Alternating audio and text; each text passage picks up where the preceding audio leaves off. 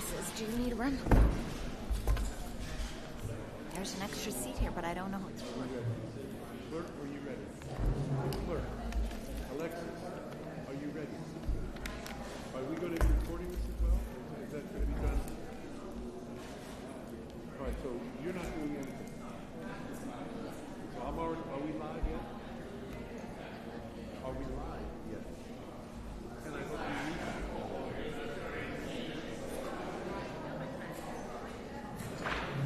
Well, 3 o'clock. I'm ready to go.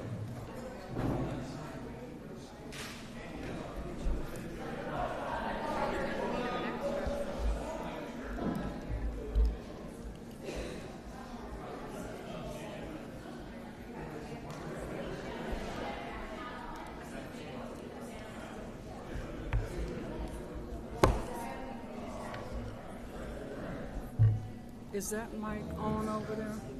He told me it's making too much noise to leave it off and for us to share this. Oh, okay. Is that okay?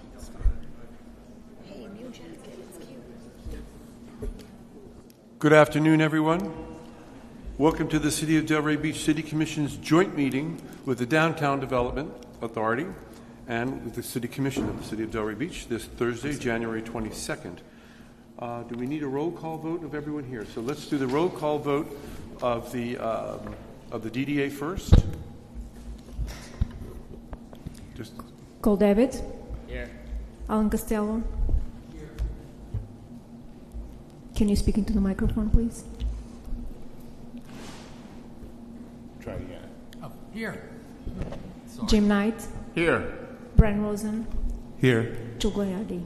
Here. Great. Clerk, if you could please read the roll for the City Commission. Commissioner Markert. Here. Commissioner Cassell. Here. Deputy Vice Mayor Burns.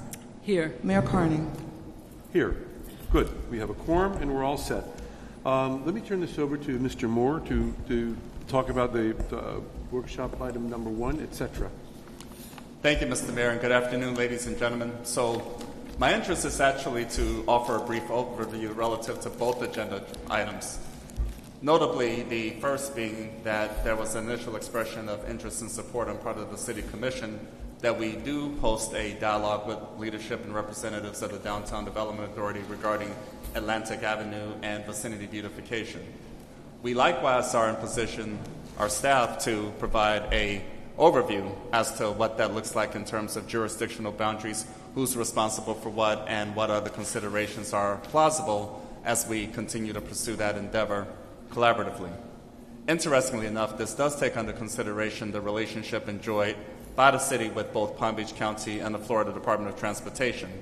I highlight and underscore these perspectives, ladies and gentlemen, because I think it's important that both the City Commission and the Downtown Development Authority Board of Directors have a sense as to level of responsibility, what obligations are whom, and the associated moving parts, because I don't see any of us being able to outline very specific guidance and direction at this particular juncture. However, it is an opportunity for all involved to collectively assemble on the same page, if you will, with respect to expectations and possibilities.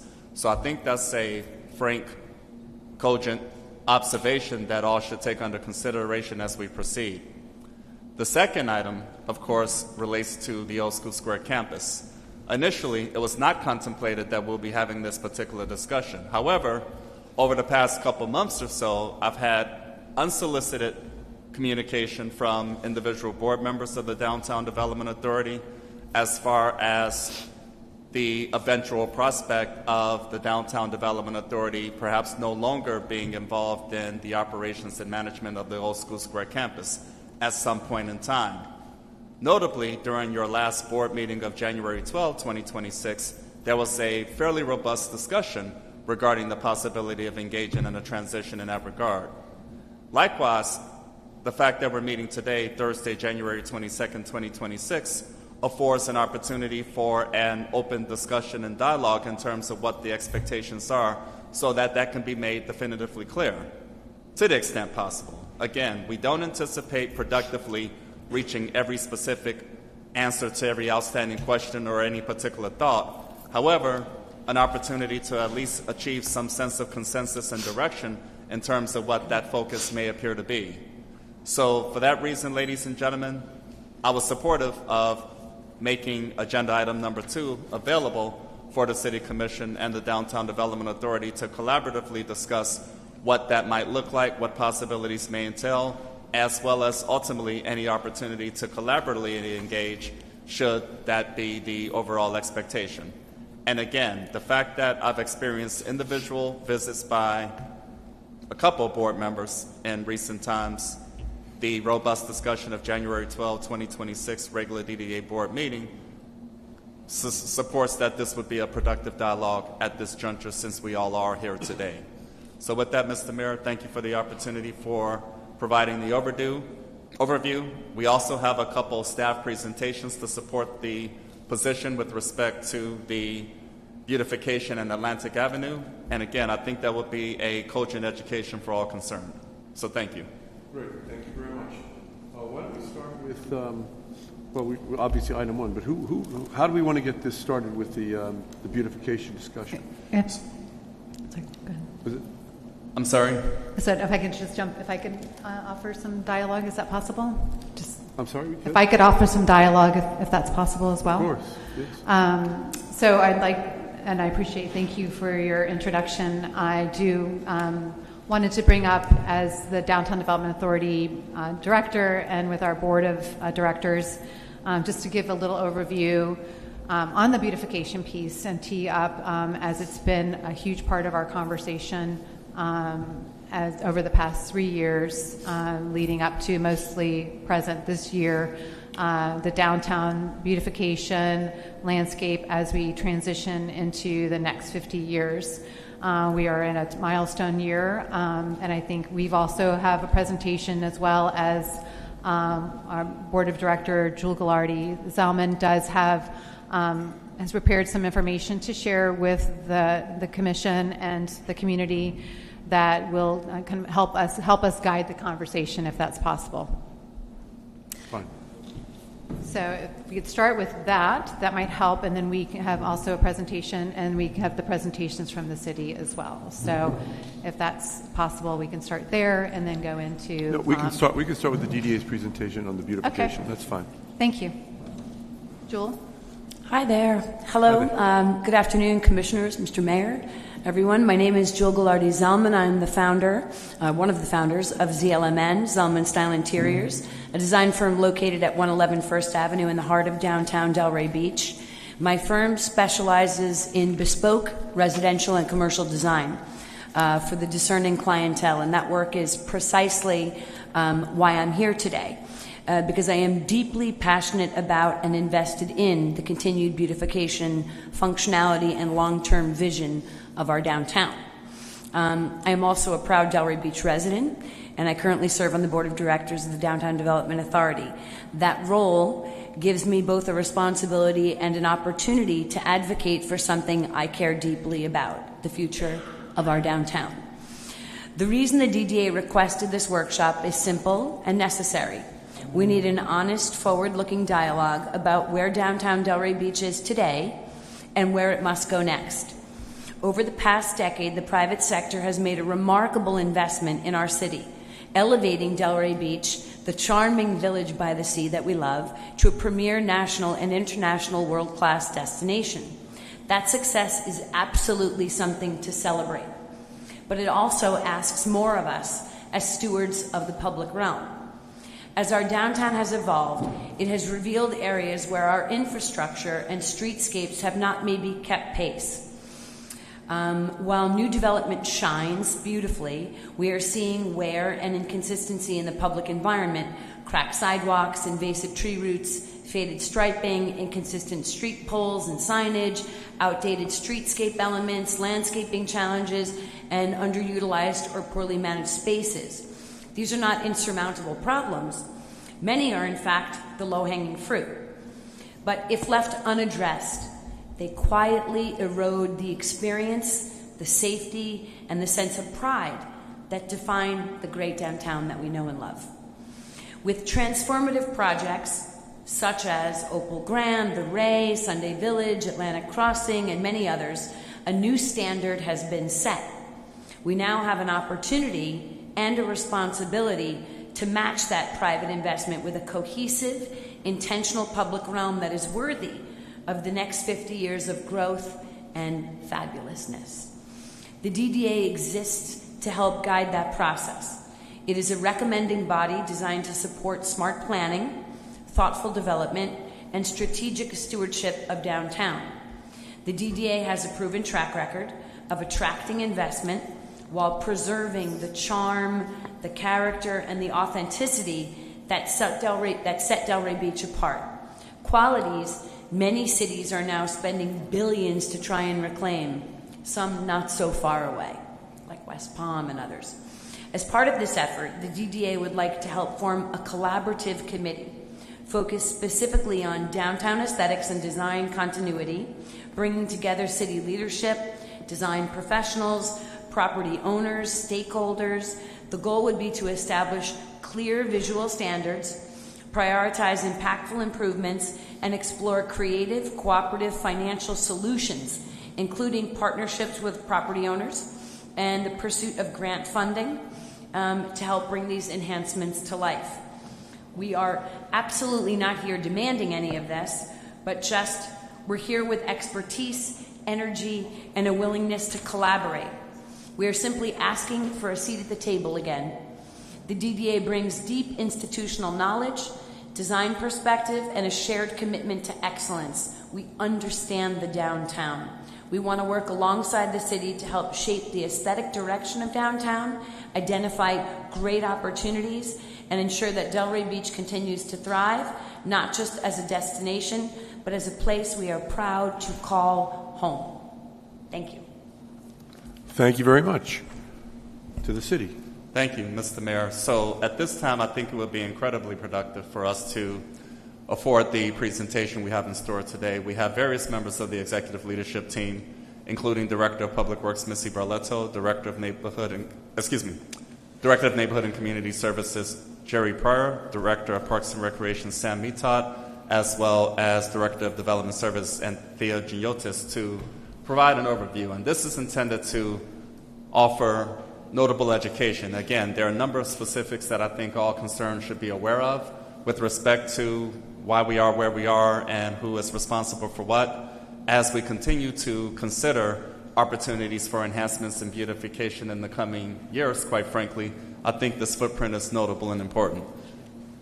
So we will begin with Assistant City Manager Jeff Orris, who has been accompanied by the aforementioned department directors to help facilitate that guidance. So Mr. Orris, if you would please proceed. And again, any specific questions, thoughts, observations, or concerns in response can be addressed by the department directors mentioned.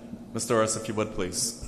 We have a short PowerPoint presentation to talk about the different responsibilities amongst the city, if we can get that up, and if there's some sort of clicker for me to advance those slides. Oh, okay, thank you. Up close and personal here. The idea of this presentation is to just give you the 50,000-foot look. We start with is Public Works Department. Their responsibilities in this area are traffic management, roadway maintenance and repair, coordination with FDOT and Palm Beach County, permitting to private development, including required road closures. We have quite a bit of those at the moment as things are happening in the downtown. Important to remember, a portion of Atlantic is under the jurisdiction of the city, and a portion is under the jurisdiction of DOT. Public Works is also responsible for seawalls and stormwater management. Of concern in seawalls certainly is the Marina District, and as well as Veterans Park are the areas we see the biggest impact from the public side, because those are within the public realm. CIP level street light repairs in coordination with FP&L on some of those as well, and stormwater system maintenance. CIP projects, of course, are generally overseen by Public Works Department. They include the upcoming new police headquarters, improvements at fire stations 111 and 112, Old School Square lighting improvements along Swinton Ave, and the Sarah Gleason bathhouse renovations. Public Works Department is also responsible for all of the city facilities within the district, of course, City Hall, police headquarters, fire stations. The library, while we don't operate the library, the city does own the building, and we are responsible for the exterior and key structural components on the interior. Old School Square, and of course all of the parking facilities that belong to the city within the district. The Clean and Safe Division of Neighborhood and Community Services has some other responsibilities. They're a little bit more of the day-to-day kind of maintenance issues, which include littering, graffiti abatement, landscape and tree maintenance within the Clean and Safe District, repairing city lighting outages within 24 hours so that no area of downtown goes dark for any extended period of time, repair and maintenance on the outlets and on decorative poles. This allows us to have the holiday lighting as well as when some certain special events are happening, have electric out there for those. The division also enforces does code enforcement within the district and promotes voluntary compliance. That's always a big thing for us. We're always promoting voluntary compliance of our ordinances. They do nighttime and weekend enforcement. We pile people in at the nighttime and during the weekend, so that's a tough job and a little bit more tough on code during those hours than it is during the day. They do community education outreach so that everybody knows what their responsibilities are and what they're supposed to be doing. The sanitation division also does graffiti abatement. Graffiti abatement and litter are big issues. They are the instant things that people see when they happen. They do happen fairly often. Litter is an ongoing, constant issue as people drop things blow around. So we do have both groups, both general maintenance under Clean and Safe and sanitation handling that. So if something's on the ground, we pick it up, and they start early in the morning so people don't see it when they come out for their cup of coffee at 6:30. They're on the job at 4 a.m. already. So bless them all for that work. They also handle illegal dumping as it's identified, and they make sure that's removed. So we don't have any large-scale construction debris or anything of that nature that's obvious to those folks who come out early in the morning throughout the course of the day. Clean and Safe also handles pressure cleaning of the sidewalks and curbing to make sure that there aren't things left over from the previous day. So our sidewalks stay clean and safe to all there. They handle rodent prevention. Luckily, we don't see too many rodents right now because that's getting handled well. With the type of trash that's out there and the number of restaurants we have, rodent control is a big, big issue. If we're not out there doing it, it will get ugly very quickly. So they've been handling that fairly well as of late. Very well. I shouldn't say fairly and knock them in any way. They're doing a great job on that. Sidewalk cafe compliance, they're making sure that all the sidewalk cafes aren't expanding into areas they're not supposed to and impeding on pedestrians and the such. They handle other events as well as continued community education outreach to tell people what's going on. And they have partnerships with the DDA and the CRA and work with all the departments of the city to make sure that those things that need to be handled in the downtown are taken care of. They work closely with the businesses as well as all the community stakeholders on issues within their purview. The Parks and Rec Department is responsible for landscape maintenance and tree trimming, irrigation maintenance and repair, including the fountains. We recently redid the fountain at Veterans Park, and they oversaw all of that, sorry. They're responsible, although not technically within our downtown area, they handle the beach side of A1A, which of course sees a lot of issues because it gets a lot of visitors. They're also responsible for West Atlantic between Swinton and West 12th Street. So they handle the landscaping there, those areas that are in that spot is all Parks and Rec. Gateway feature, we make sure that landscape's taken care of in that area. They also maintain landscaping at the police headquarters, the fire stations, the library, the tennis center, and the Gleason Street parking lot. So they have those responsibilities, and they are on top of all those things. The city, most of the time, looks great. Doesn't look great when somebody drops something, and it takes a little while for us to get there. We're not walking behind them with the sweeper, just picking things up behind everybody's walking down the street.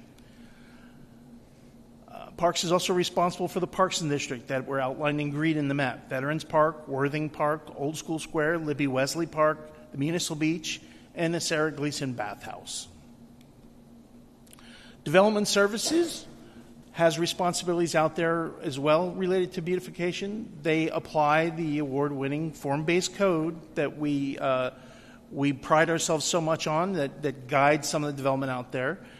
They make sure that they consult with the Bob Gibbs shopability study that the DDA had commissioned several years ago, so that we're making sure that we're staying on top of some of those recommendations.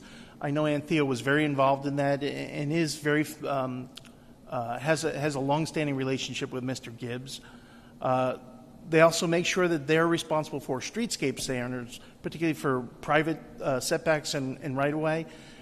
Every time somebody comes forward with a development, you see that they have to do things both on their property and within the right-of-way adjacent to make sure that our landscaping standards are met. Their historic team is currently meeting daily with the folks over at Sunday Village to make sure that that's moving along as it needs to. They make sure they handle all the zoning certificates of use for all the businesses. Of course, that's while they're doing citywide, and you see the number they're handling citywide. We're basically operating it, if you average it out, to a work day, roughly, on top of all the other work they're doing, managing the development applications, handling all of the development-related boards. There's 5 different boards in the city that they're handling. That's an awful lot for one department, as well as handling the comprehensive plan and some of the long-range planning studies we asked for, land development regulation amendments, and particularly, it hasn't really been as a front because of actions by the legislature last year, but the historic district and/or overlay that you all have been talking about for Atlantic is something they have worked on and is just waiting for the legislature to allow us to move forward with something, whatever it is you choose to move forward with ultimately. So they have had their hands full as well. While they're not necessarily out on the street every day, they are working behind the scenes to make sure that the private sector is doing what they do and that we have proper standards both for the city and for those private property owners. As always, we do need to mention they handle a tremendous amount of building permits, over 10,000 permits annually. That's a lot. And if you look at the timelines on permits as they go through, you'll find with our new electronic system, we can tell you how long the city controlled a permit. And everyone I found is that we are within the timelines that are established, if not faster, to move those permits out the door. Building inspections, sign permits particularly. The other service they do, of course, is that they do all the sidewalk cafe permits. So they're making sure that everybody has something that's within the law. Again, making sure people are within the area they're supposed to be in and that they're not impeding pedestrian traffic or getting in anybody's way, so that everybody comes here is safe. They handle business tax receipts as well as business and alcohol licenses being of primo importance in the downtown area. That's all we have. Thank you. That's, like I said, the 50,000-foot view of the responsibilities the city has within the district and the things that we're doing. Thank you, Mr. Orris. So at this time, regarding this particular overall topic, the City of Delray Beach does yield at this time. However, all aforementioned department directors are available for any specific questions that may become necessary. Nevertheless, I hope the information having just been shared and conveyed is valued and appreciated in terms of education and a fairly cogent understanding of why we are where we are and what's happening progressively. Thank you again. Thank you again. I just have a quick question. When you talked about the sidewalks being an obligation to clean and safe, how often do they steam clean those sidewalks? And I'm saying because we all have a shared interest in making Atlantic look great, and you know and as pointed out, there's portions of Atlantic Avenue in downtown are looking very tired, and they need a lot of sprucing up. Right.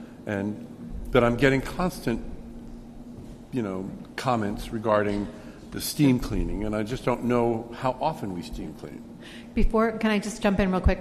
Sure. Before you get your answer and your question, we do have also a presentation to share just as a follow-up somewhat to Jules' comments and something, the dialogue that we've been discussing as well. Yeah, great. But that is Well, I that is figured fine. you had the thing in your hand. You were I'm ready to do your own. So, but that's a great question too. So, but Darian, if you could get our presentation ready, that would be great. Sure. Hello, everyone. I'm Darian Pryor, Director of Delray Community Services, and I oversee both the Sanitation Division division and the clean and safe division. So just for edification, there's somebody's glasses. Also, it's hard to hear when you're not on the microphone, so I couldn't hear your question, so I apologize. So as I understand the question was, how often do we do pressure cleaning? We do it twice a month throughout the whole district. So if we start in one area, at the beginning of the month, we work all the way through the sectors, and then we start over again a second time. So it's twice a month. Thank you. Great, thank you. Yes, reminder to speak right into the microphone. So also to be part of, and I appreciate the city giving us that overview, Jeff, to provide what the city staff does, and they do an amazing job and have come a very, very long way. And really, every person I know since I've been working here takes true pride and ownership in this town, and has a growing job for sure. And we're just thrilled to have that partnership with the city. As I said earlier, we outlined a few things for us to focus on today. This is a first workshop that we've had regarding really beautification with the city as we go into what is really important to us is our claim to fame, which is Atlantic Avenue in our downtown.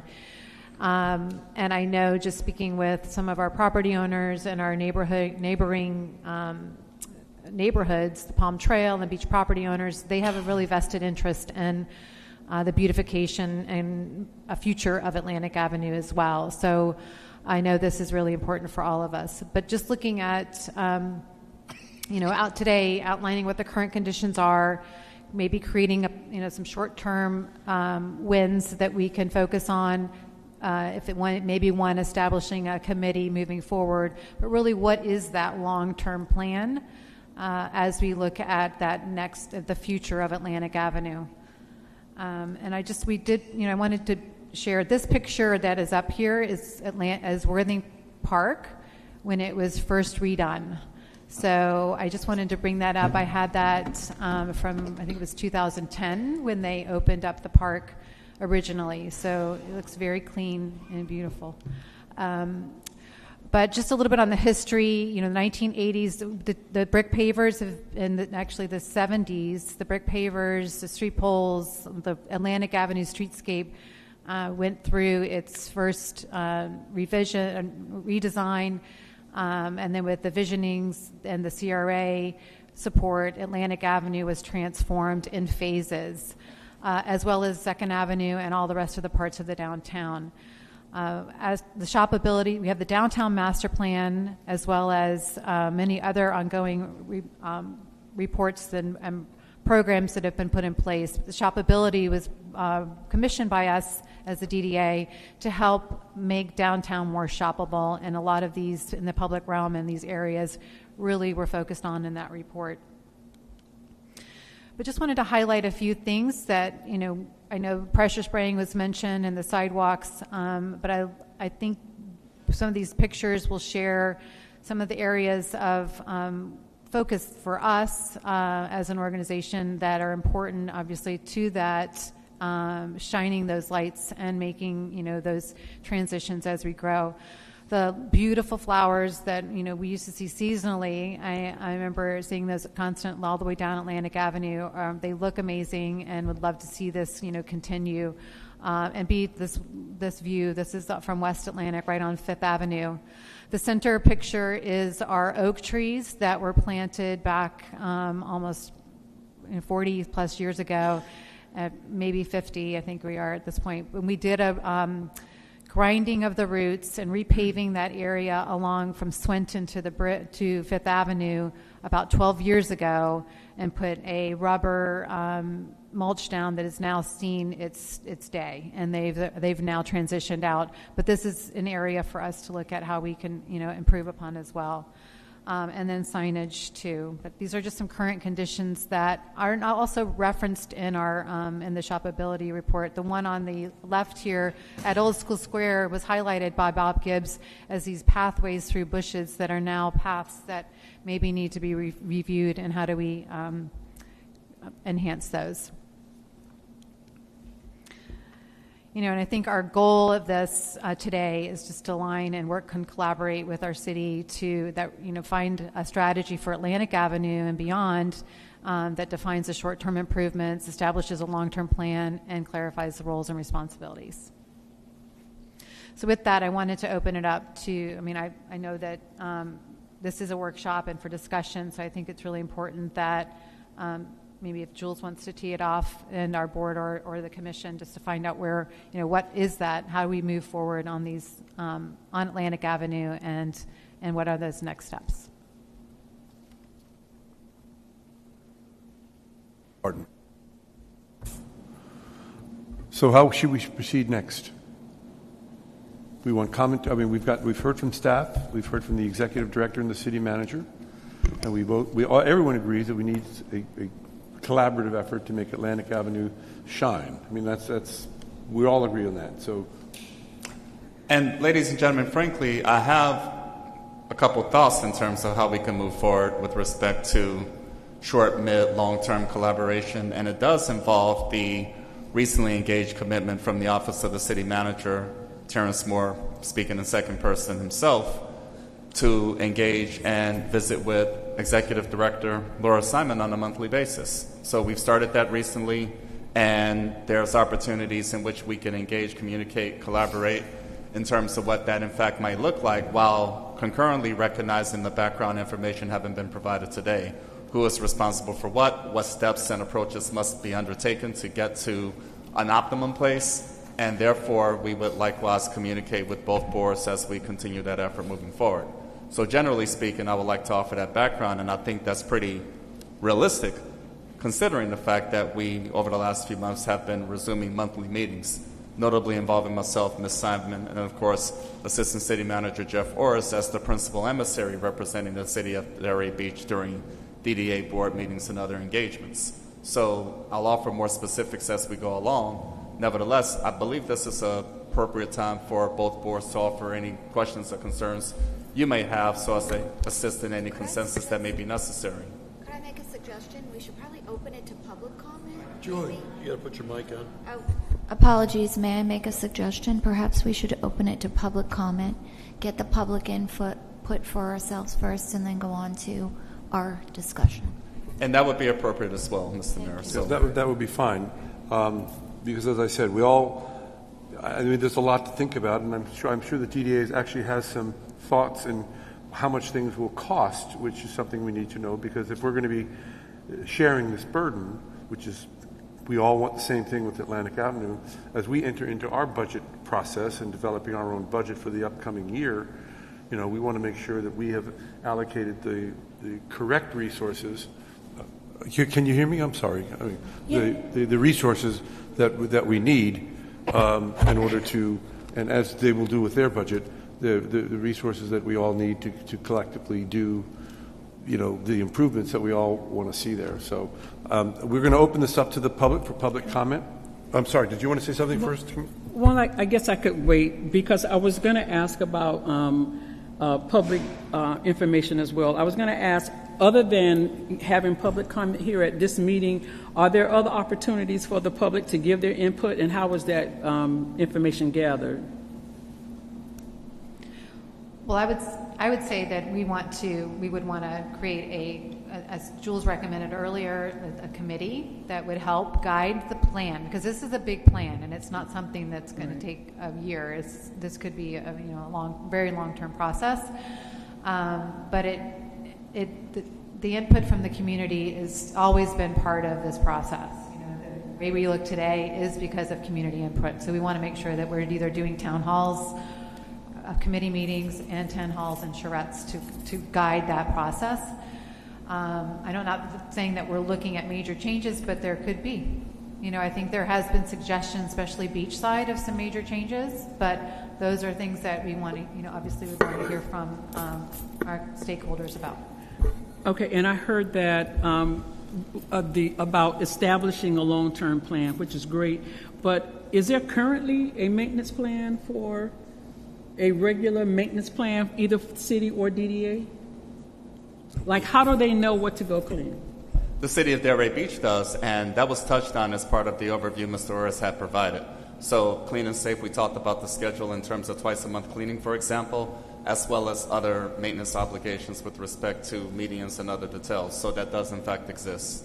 Is there a printed, written copy of a maintenance plan? Okay. No. All right, thank you. Thank you. All right, we're going to open this up to public comment. I will say that the idea of a we've had task forces for other areas of the city to do different things. So having a task force which would have, representatives of the city, representatives of the DDA, and representatives of the public who are users of Atlantic Avenue, or just enjoyers of Atlantic Avenue, should have the opportunity to weigh in, because great ideas aren't exclusive just to governmental bodies. There's other people out there with great ideas. So I like that idea, generally speaking. So maybe that was something we can evolve into and try to direct. But we're opening this up for public comment. Any members of the public wishing to speak on this discussion for the beautification of Atlantic Avenue in downtown? We come up to, I guess, is that our lectern up here? All right, you'll each have 3 minutes. Just give your name and zip code for the record. Seeing Hal Stern, he's making his way slowly to the thing. Jack Indicue beat him to the punch. There we go. Hello, folks. Good afternoon. My name is Jack Indicue. I reside at 419 Northeast 8th Avenue in Delray Beach. I'm here on behalf of the Palm Trail neighborhood, and thanks for giving us this opportunity to weigh in. We are a energetic and highly engaged community. And we have an interest. We're adjacent to Veterans Park, and we're always seeking to improve our neighborhood and the surroundings. So many of us walk the park daily. And instead of the usual see something, say something, we decided to see something, do something.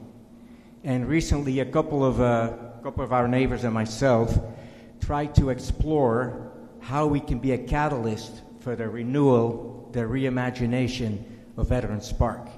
We believe it has a lot of potential. We're not even close to reaching its potential, and I think it can be there in its glory for generations to come. So we've had a number of meetings with the DDA. We believe they are best positioned to lead this effort. We also met with other stakeholders, including the Preservation Trust, the DDA, and there's a lot of common ground. So just to be sure, our interest is merely to be a cheerleader for this effort. And we offer our help wherever possible. We created a short vision statement that some of you may have seen. I'll just read that for the rest of the audience. And it goes as follows. Oh, here we go. The revitalization of Veterans Park envisions an inviting oasis in a welcoming environment that complements our village by the sea. Centrally located along the Intercoastal Waterway, just steps from Atlantic Avenue, Veterans Park can once again become a signature waterfront destination, a place for relaxation, recreation, cultural engagement, and connection. The 100-year-old park sits on some of the city's most valuable public land, adjacent to downtown's vibrant dining, shopping, and art scene in the historic Marina District. The park has been underutilized, dated, and lacking a clear identity for years. We imagine a redesign that fully leverages the park's unique prime location, considers its many elements, and places a clear priority on honoring and enhancing the Veterans Memorial at its heart. So, in essence, we believe that the DDA has an immeasurable impact on the unique character, the vibrancy, and the prosperity of downtown. Downtown Delray is the brand, and we need to invest in the brand. As a former marketer, that's one would do. We encourage the city and the DDA to strengthen your collaboration and make Delray even better than it already is for its residents, merchants, and visitors. We're simply here to offer our support wherever necessary. Thank you. Thank you very much.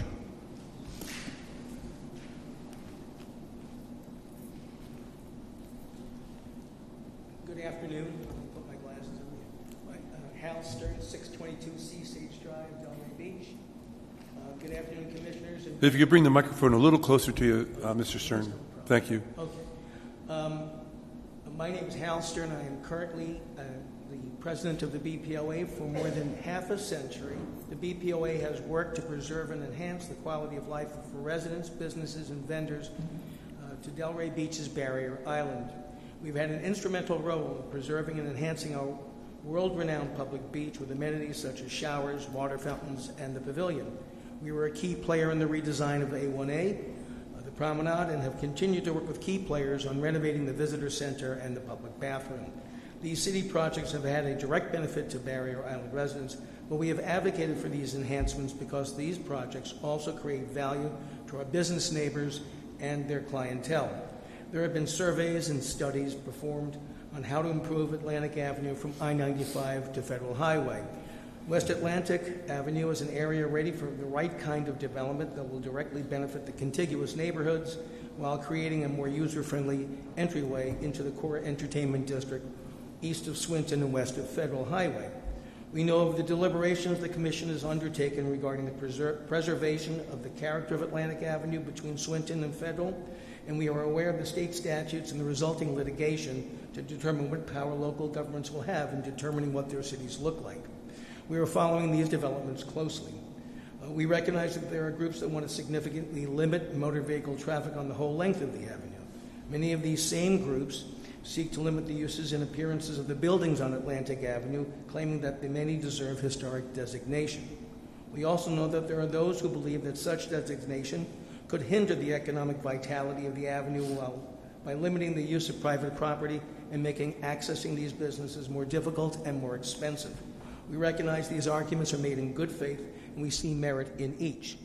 Like many of our members, I have been frequenting the businesses on beachside Atlantic for more than 30 years. My children have walked off the beach to buy T-shirts, sandwiches, and pizza at these beachside businesses and have wonderful memories of those afternoons. Our family has been to the beaches from the Carolinas to Maine, and I can state confidently that our part of Atlantic Avenue is unique not only to Palm Beach County, but the entire east coast of the United States. I'm here to address our concerns regarding the portion of East Atlantic Avenue east of the bridge. This part of Atlantic Avenue does not appear to have been the focus of discussion within the public sector, and some would say the area has been ignored by the city. We are pleased that there now appears to be interest in reimagining the Barrier Island's main street. We seek to partner with the city and the DDA to ensure that future generations get to experience some of what my children and thousands of other visitors have experienced over the last 50 years. We see several areas for improvement. The reimagining of Veterans Park provides an opportunity to bridge the intercoastal with integrated green space. The sidewalks are too narrow. There are no shade trees. Traffic calming strategies would reduce noise and speed. No one has had a cup of coffee at the Seagate Hotel without being bombarded by heavy truck noises rumbling along our main street. Suggestions have been made to recognize the historic nature of the architecture and streetscape south side of Atlantic Avenue between Gleason and Visitor Center. We are interested in pursuing this concept. We believe that most of our members moved to the Barrier Island to be part of what makes Delray Beach unique. Mr. Stern. Okay, I'm sorry. Okay. Clock for you to follow, but thank you so much for your presentation. But he speaks for the BPOA, doesn't he get 6 minutes? He's the president. He would speak he's here representing an organization. Yes, he's representing an organization. You said your BPOA. We grant you additional time, sir. Thank you, sir. Okay. Thank you. Where was I? Okay, so we believe most of our members moved to the Barrier Island to be part of what makes Delray Beach unique. We would argue that Atlantic Avenue beachside is an integral part of Delray Beach's brand. We also believe that as Barrier Island residents, we have a significant interest to ensure that the avenue isn't compromised by destroying the character of the Barrier Island. The public sector has a responsibility to ensure that private interests don't compromise Delray Beach's brand. Our members are, in general, deeply concerned over the potential development on the Barrier Island and the style of buildings being built. This concern relates not only to the style of residences being built in our neighborhoods, but extends to the commercial properties on Atlantic Avenue itself.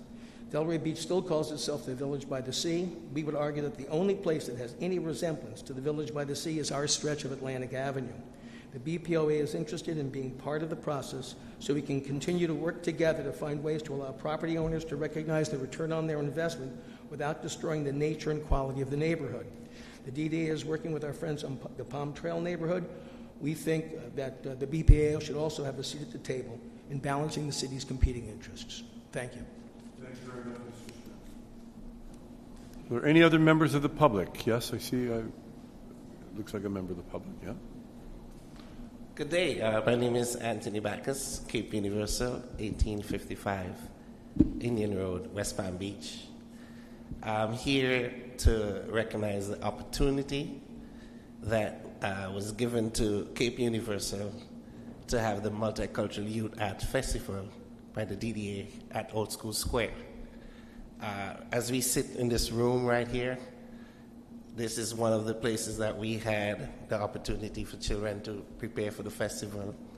We also had the opportunity for the art to be displayed at the Cornell Arts Museum, which was a huge impact on the children whose art was displayed in the museum. Their parents could actually come out and see the art. A lot of children in school would do art on a scrapbook, but after they get to 12th grade, that scrapbook just goes on dust. So the Cornell Arts Museum created a platform where the children could actually display their art. And my experience going to seeing the art displayed and seeing tourists, the way they respond to the art, actually was overwhelming. So I just want to say the opportunity we have to do the Multicultural Festival here at the Old School Square, utilizing the amphitheater, also the Vintage Gym, and the Cornell Arts Museum, definitely made a shift in the direction of where the Multicultural Festival is going. And I just want to show my appreciation for the DDA in helping us to make it happen, and we appreciate you very much. Thank you. Thank you very much. I think that was actually best. We're going to be for the next agenda item, so you're going to have to hold that thought and reimagine what he just had to say, because that's really for the second half of the beautification. Thank you very much, sir. Hi, my name is Nancy Channon, and I live at 200 Northeast 2nd Avenue, which most of you know is in Pineapple Grove. So I see the Old School Square garage all the time, and I know this probably isn't at the top of everyone's list, and that's why I'm suggesting an alternate way of doing it. I really want to see the garage. I really want to see murals in the garage. They did it in West Palm Beach. It looks amazing. It's where everyone goes to park. It's basically in the center of town. And I think it would be a really great thing. We could get a fiscal sponsor, and we could get foundations and other people to donate. So maybe in my lifetime it'll happen. But I'm really interested in it, and you can you probably all know my email because I email you. And someone's glasses are here. Anyway, it's just a thought, and it's also supposed to deter vandalism. And thank you for getting the steps power washed and the elevator fixed. Thanks.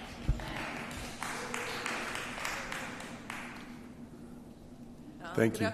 Good afternoon. My name is Cynthia Ridley. I live at 210 Northwest 2nd Avenue, and I also live in the SET community as well. So as I heard you say that you're going to try to put a planning team together to look at some of these places that need to be cleaned up. I hope that some of us will be chosen from the SET community, because we always be kind of left out when some planning is done. Beautification, whatever is done in that in our community, in the neighborhood that I live in. So please consider that, because there's a lot of things that I know some of y'all don't even walk down 5th Avenue to 8th Avenue to know what's going on. So it's very important to me that some of us sit around that table and have some decision making when you decide to do this committee. Thank you. Thank you, Mrs. Ridley. Are there any other members of the public wishing to address? Seeing none, public comment on this agenda item is closed. So it's to us as a group. I think, go ahead, sir, yeah? I'd like to qualify a response to Deputy Vice Mayor Angela Burns' question regarding maintenance, if I may, for just a second, for good measure. So we talked about clean and safe, parks and recreation, public works, et cetera, regarding the prospect of a hard maintenance plan. That does not exist, or a fluid, because activities are fluid, quite frankly. Activities are fluid. Maintenance operation outlines do, in fact, exist with respect to the individual operations. So, example, clean and safe has a general maintenance plan outline that they follow. However, it's not a hard maintenance plan because it is fluid. Daily activities change depending on responding to emergent needs, conditions, and other factors. And so that is the case with respect to all of it. But there are professional standards guidelines in which they, in fact, do follow. But again, conditions vary and the needs to respond to emergent issues and challenges come about on a frequent basis as well. So we'll do our best to communicate that in writing so that everybody is transparent in that regard. Nevertheless, that's where we are. You satisfied with your answer? For now, yes, thank you. Satisfied with the answer for now? Thank you. According to. So I'm going to turn it over to the group. I think that I'm going to go back and say this task force thing again regarding membership. I mean, we have a lot of stakeholders, and I envision if we're going to do a task force that in the old days we did charrettes where we would invite lots of people to come and offer their opinions, which I always thought was a great way to get a lot of ideas on the board. But I think we should. I hope what comes out of at least this discussion is that we make some kind of an initial agreement that we should be forming some kind of a task force with stakeholders and the city. I mean, between Public Works, Parks and Recs, and your group, the DDA. I mean, we have a lot of people with a lot of knowledge and figures in their head about how much things will cost. So, I mean, I think that's probably a very good, start because I do agree that it's not a 1 year, 2 year, 3 year plan. This is a 5 to 50 year plan. So I do think that, because once we establish whatever we establish now in terms of how things look, we really want to kind of, you let it evolve, but we really want to kind of make sure that it can be maintained. And so I think it's very important. But I'm going to turn it over to the DDA chair to see what I'm just going to speak for a second. I didn't mean to interrupt you. Okay, Jewel, you absolutely. One of the things that I wanted to bring up is that we did actually have sort of a round table discussion in this gym where we invited the public, and it was excellent, and it was unbelievably well attended, and some of the commissioners were there, and we dropped sort of topics on each table, and the public got to sit at whichever table was the topic that they were the most passionate about. And we gave them a certain amount of time, and everybody shared their ideas, and then each table nominated one person to sort of speak and share the ideas of that table.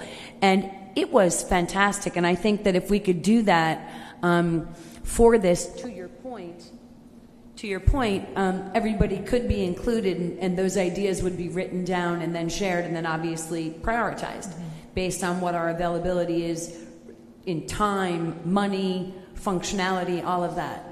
So I definitely think that that's something that we can do going forward on a regular basis. Yes, I recall that meeting, and there were a lot of different topics. Hopefully with this task force would have a single objective, and with that will you be able to devote a lot of effort and human resources and other resources to get things done. Anyway, Mr. Yeah, one thing I'd love to just throw out there as we're kind of massaging this and going back and forth is I do think the task force is a great idea, and I'd go ahead and even say I think there should be a BPOA member, there should be a Palm Trail member, DDA, city, work, and I think it's important to take these members from active organizations that are focused in certain areas of the city because no one's going to know it better. It'll help us get that assessment list we're talking about if we kind of divide and conquer through these task force that know their neighborhood and are already actively participating in the things and working with the city. So just to kind of move this task force forward, I'd suggest, working with a couple of those groups as well as, Parks and Rec and or, Yeah, and you have some strong residential associations within that, also Right. within your district, which Yeah, would, so which when we were campaigning things would always have a lot to say about a lot of things.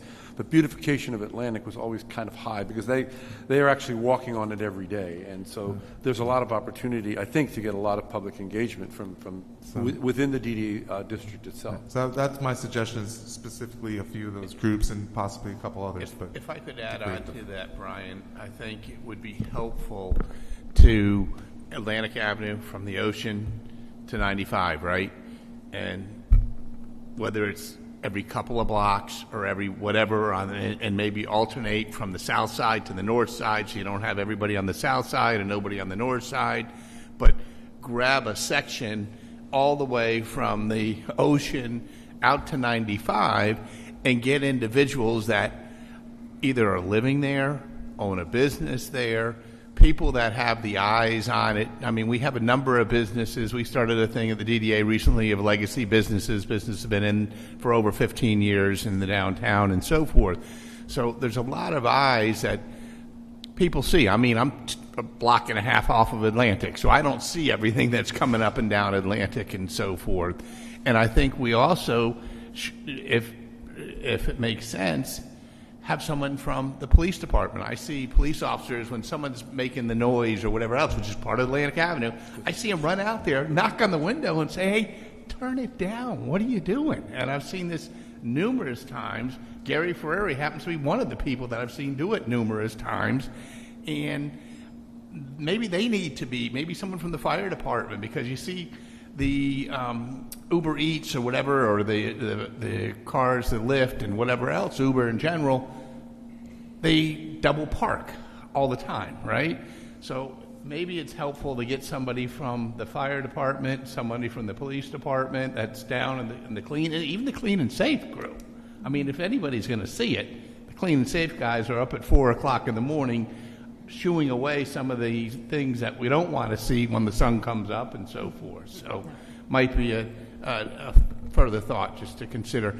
And I do agree with Angela. I think it is a good idea to have some kind of maintenance plan, whatever that is, because you have certain areas of the avenue that have a lot more traffic today. Hopefully, what I always like to refer east of 95 as opposed to west Atlantic, because I think we're all one Atlantic. And hopeful that it gets as busy out east of 95, right out in that corridor, as it is here all the way in the heart of the downtown. I get it. It's like cleaning the roads, and it is cleaning a road, basically. It just happens to be a sidewalk, right? But it is a huge task, and it takes a lot of people. But there are certain areas that maybe have more pressure and should be cleaned more often and so forth. So I think that to come up with some kind of plan, it can be a fluid plan by all means, but I think that would be helpful to try to understand and so forth. And thank you for the time. Oh, yeah, we'll just go down the block and then come back. Good. Okay. Thank you.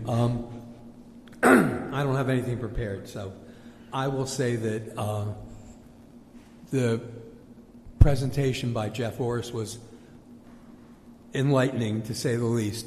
The amount of people and the amount of effort that the city and their staff put into the city in maintaining it, it's a Herculean task. And that was just in the DDA area and the clean and safe. I realize you guys have the entire city to maintain. The DDA is so much more focused, and we've got it easier. You know, we don't have a whole city. We have the downtown, and that's what we do. We are here to make sure that the economic environment grows and prospers and flourishes. We market it all over. We do a great job. I don't think that the city can be responsible without a plan, a futuristic plan for beautification, to be able to grow and improve and make the beautification flourish. I think maintenance is the basis of a city plan as it exists as a city, and I understand. And that's why I'm hoping that we will put together this task force or committee, however, and for the downtown, because the downtown businesses are special the Atlantic Avenue corridor is the economic backbone of Delray, and we've heard it said that way many times. The DDA is focused on that, and I think the DDA, and I don't mean just because I'm part of it, but I think the DDA should help take lead, because we live it and breathe it every day, trying to improve the economic climate. As I was listening to the Veterans Park Revitalization Plan, I realized that you maintain and you maintain and then you revitalize. But the more you maintain and the more you don't grow it, the more it stagnates. And I think that we have not neglected anything, but we've not improved so much that we could. And some items, as Jules said, are easy, low-hanging fruit. And I hope that the committee is formed and that we take it seriously, that we make a plan that is both for the immediate future and then long-term, as you've suggested, the Mayor, 5 to 50-year plan. I don't think that that's going out too far, because I think this city will continue to grow and prosper. And certainly we're expanding and growing north and south of Atlantic and east and west, and as the West develops, there's a need for special treatment there. So I hope we take this seriously, put together a committee that will act in our best interests and take a serious approach. And as for financing, Your Honor, I think the DDA would be part of any plan to help. We're talking about fundraising, but there's also the immediate constituents and property owners of the corridor that are willing to be involved. Thank you. I do agree that I think everyone will invest in this because it really inures to everyone's benefit. So, I mean, I agree with you completely.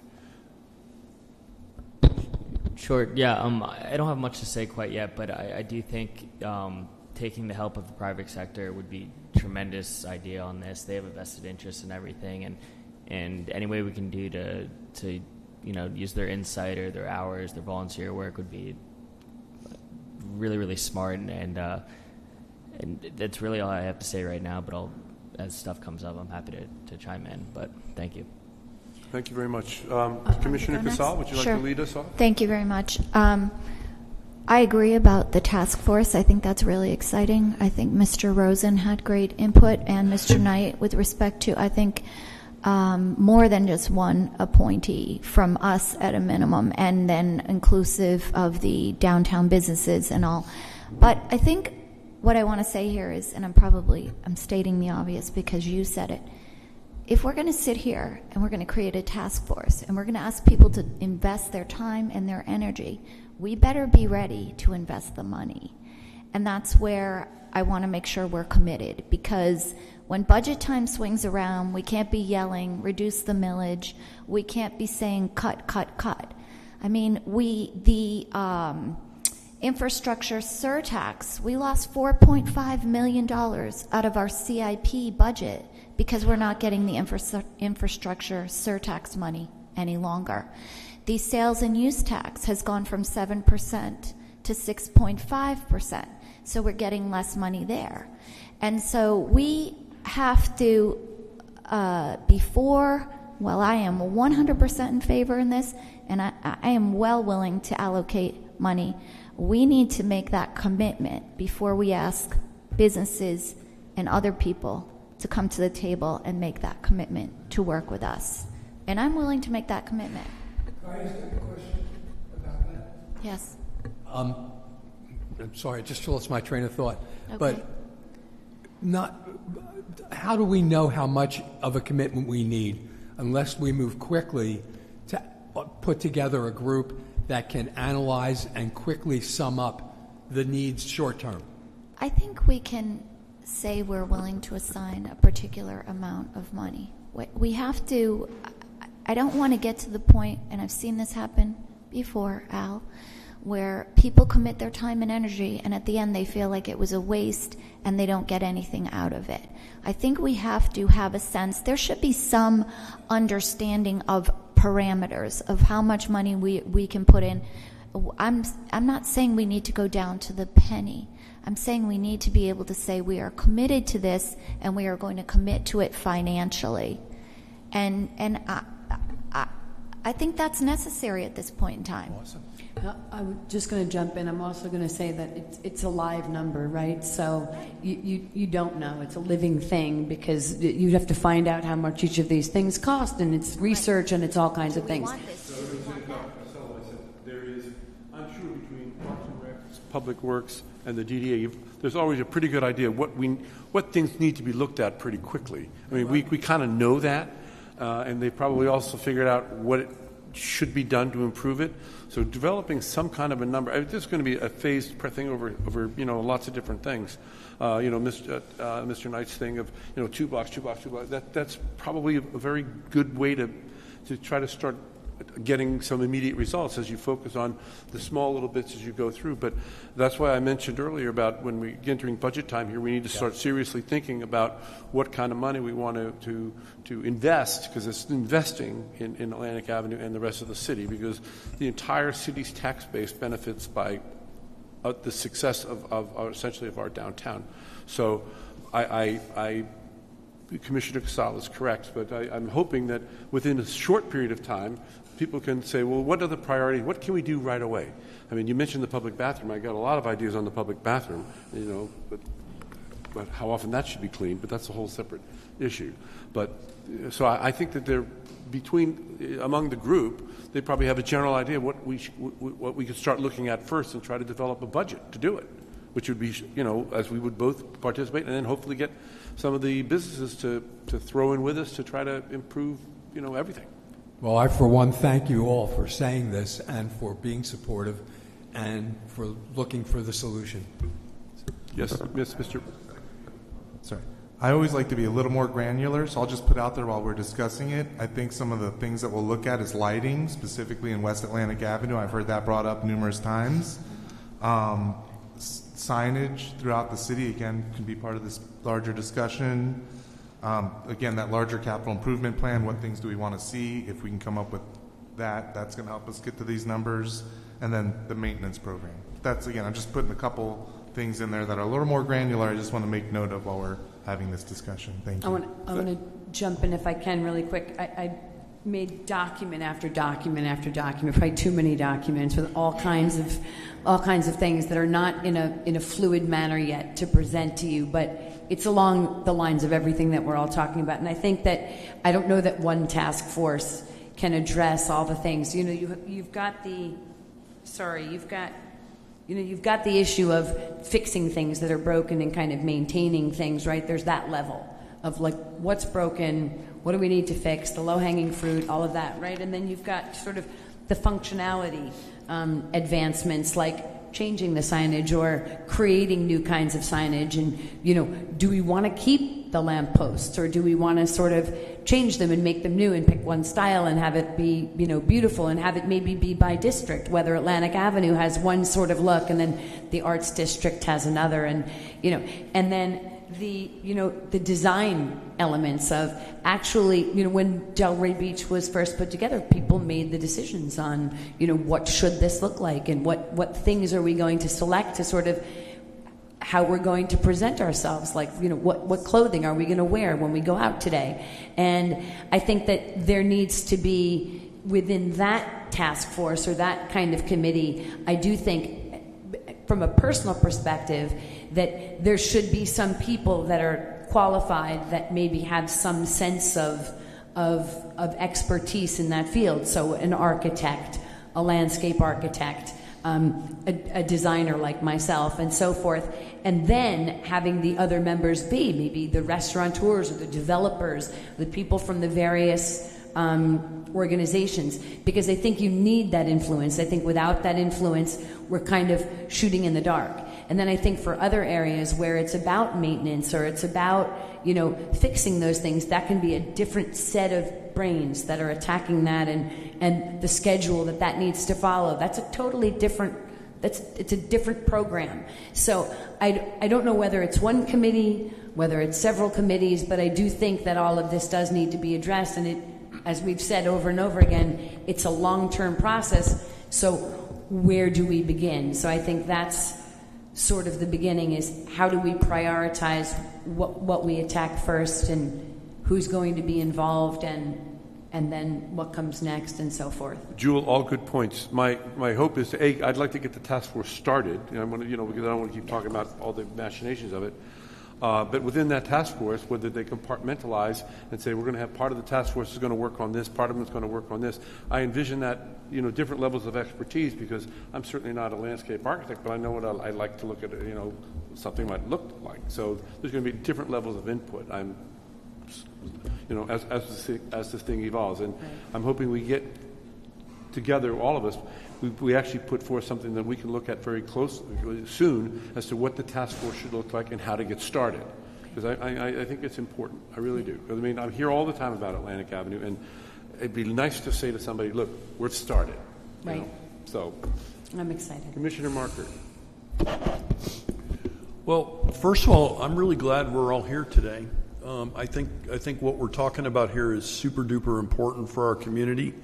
It's another big item that this commission is open to tackling. We've tackled some big ones this year, but this one makes all the sense in the world to me. I think the concept that we're talking about with a task force, along with what Mr. Moore implemented with town halls, I think can get us to the right place. I will do a tip of the hat to Brian. From my Nielsen research days, you have to draw your sample correctly in order to get the right answers. And what you talked about is dead on. We got to pick our people very carefully who are skilled in different disciplines around our city and have knowledge around our city.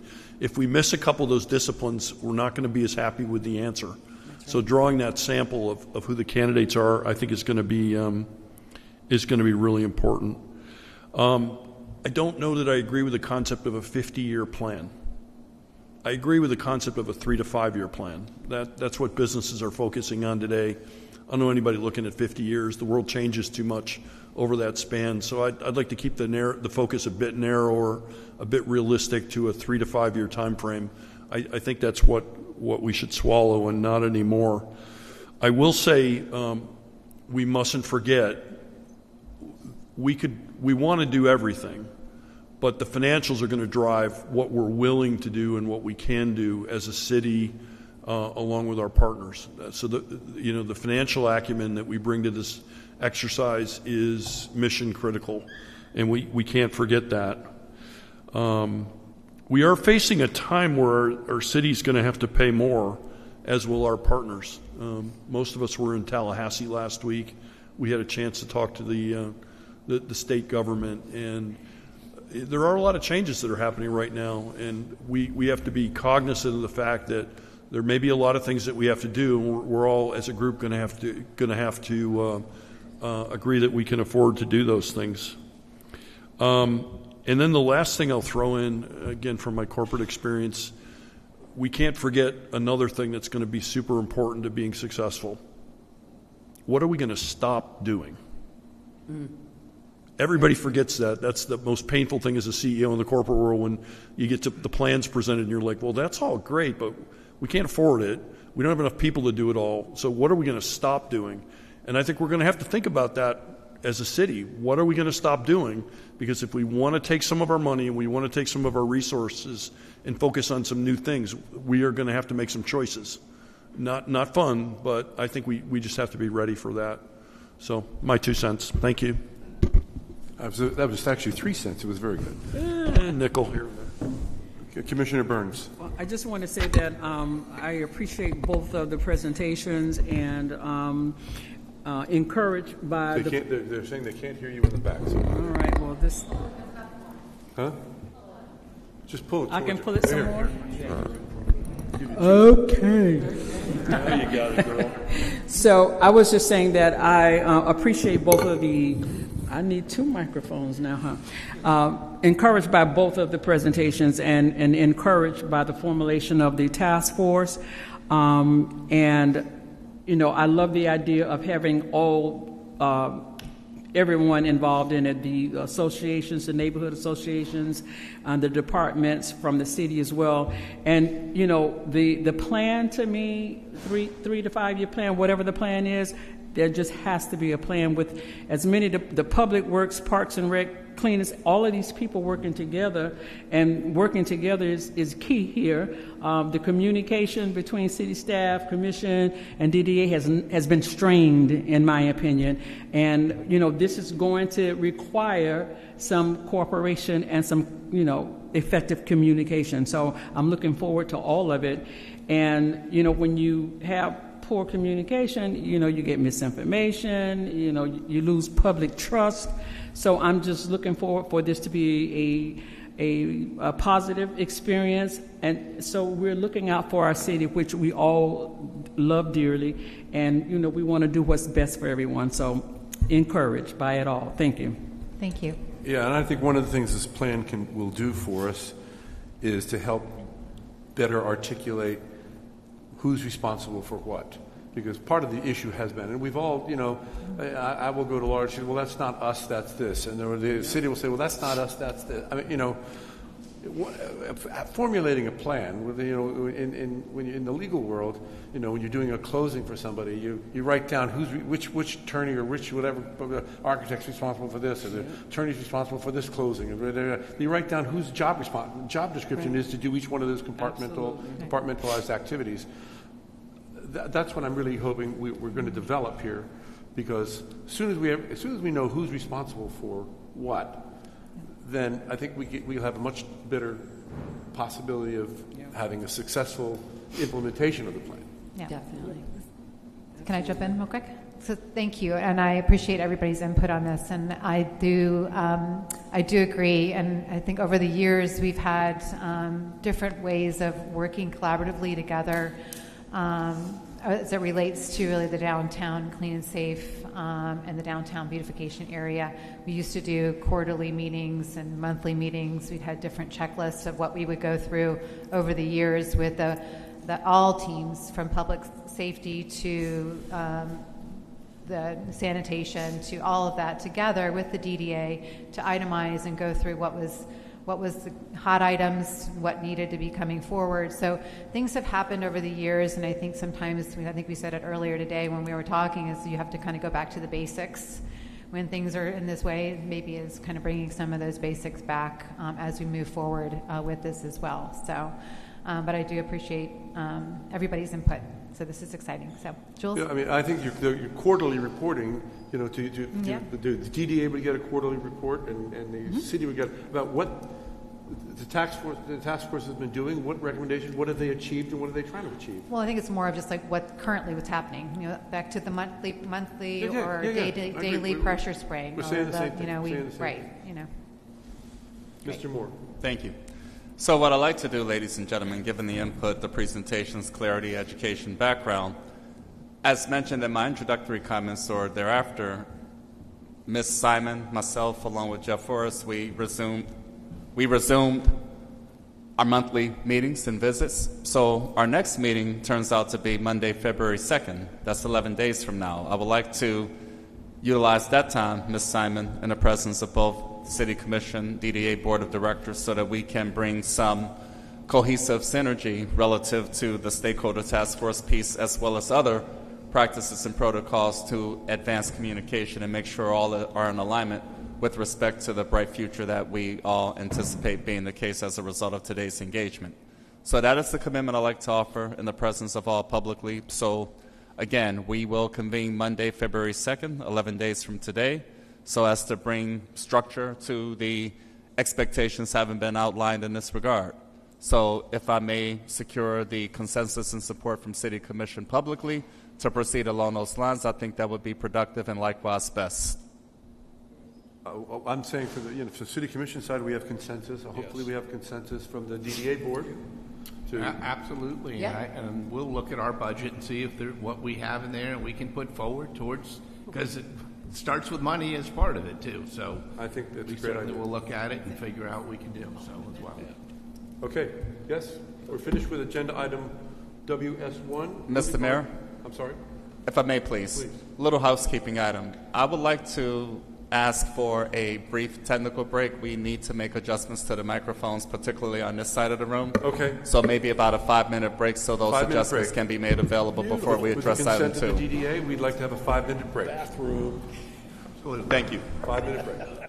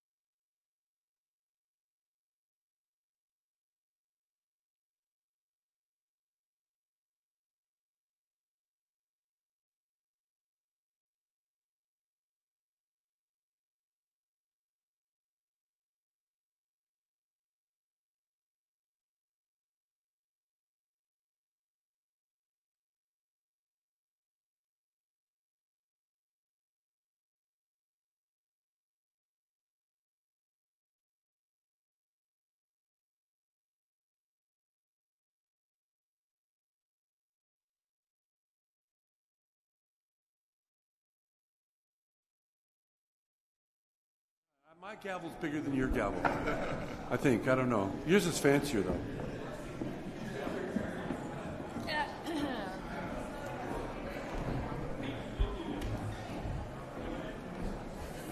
We're going to be moving into agenda item WS3, which is a joint discussion with the Downtown Development Agency regarding the management and operation of Old School Square campus. That said, certain members of the audience have requested that public comment precede this discussion because they're time sensitive and they have to go different places. So with the indulgence of We're fine with it here. Board, yes, okay. Is everyone okay with that? We're going to allow the public comment to go first. Mr. Moore, did you have anything to say on this agenda item before we invite the public up to comment? I do, Mr. Mayor. Thank you. And it's really a reiteration of my introductory comments during... If we could have silence, please. It's noisy enough with us. Thank you.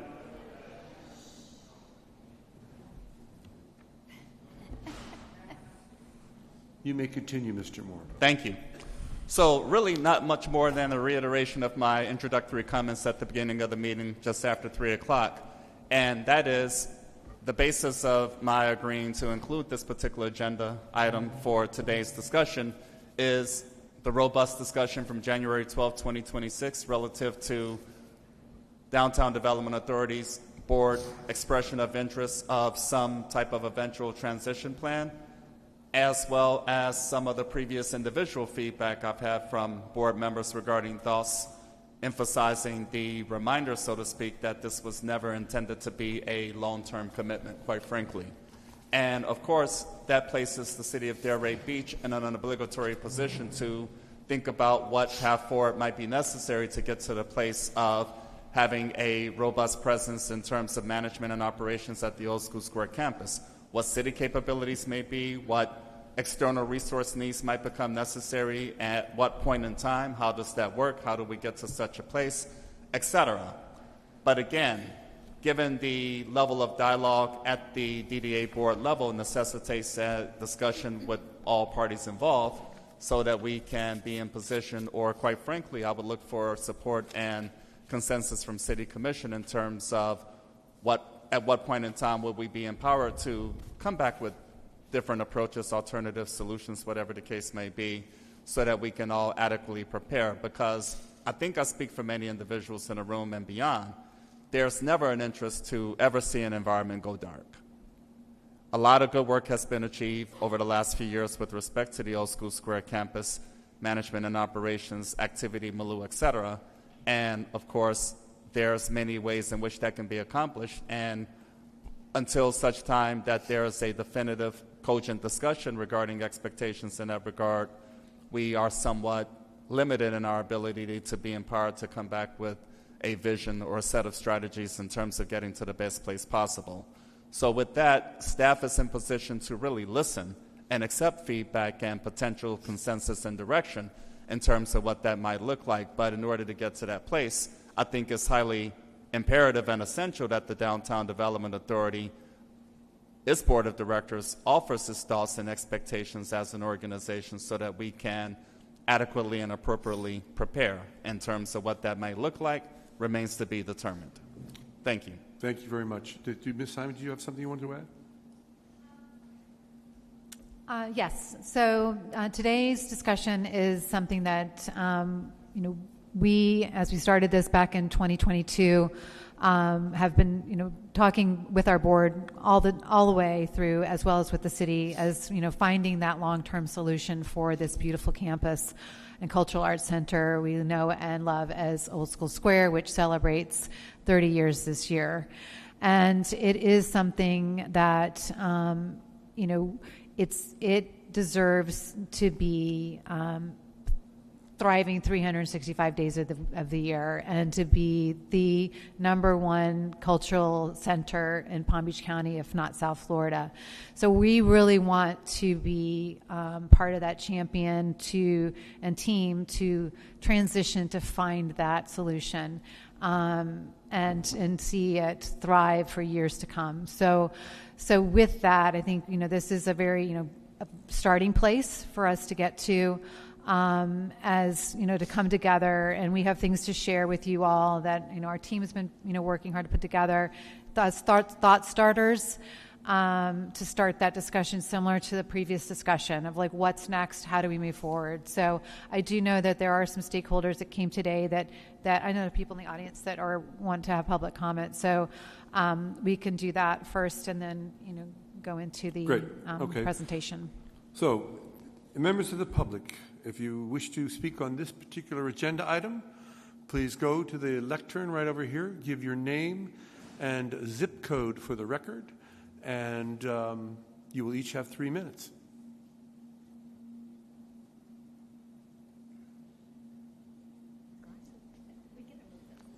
Well, they're going to be on eBay in about 20 minutes, so we'll be able to buy them back. Just right. Please do, yeah. Make sure I don't know that your microphone is on. Is there a little light on? There we go. There you go. Okay. Thank you.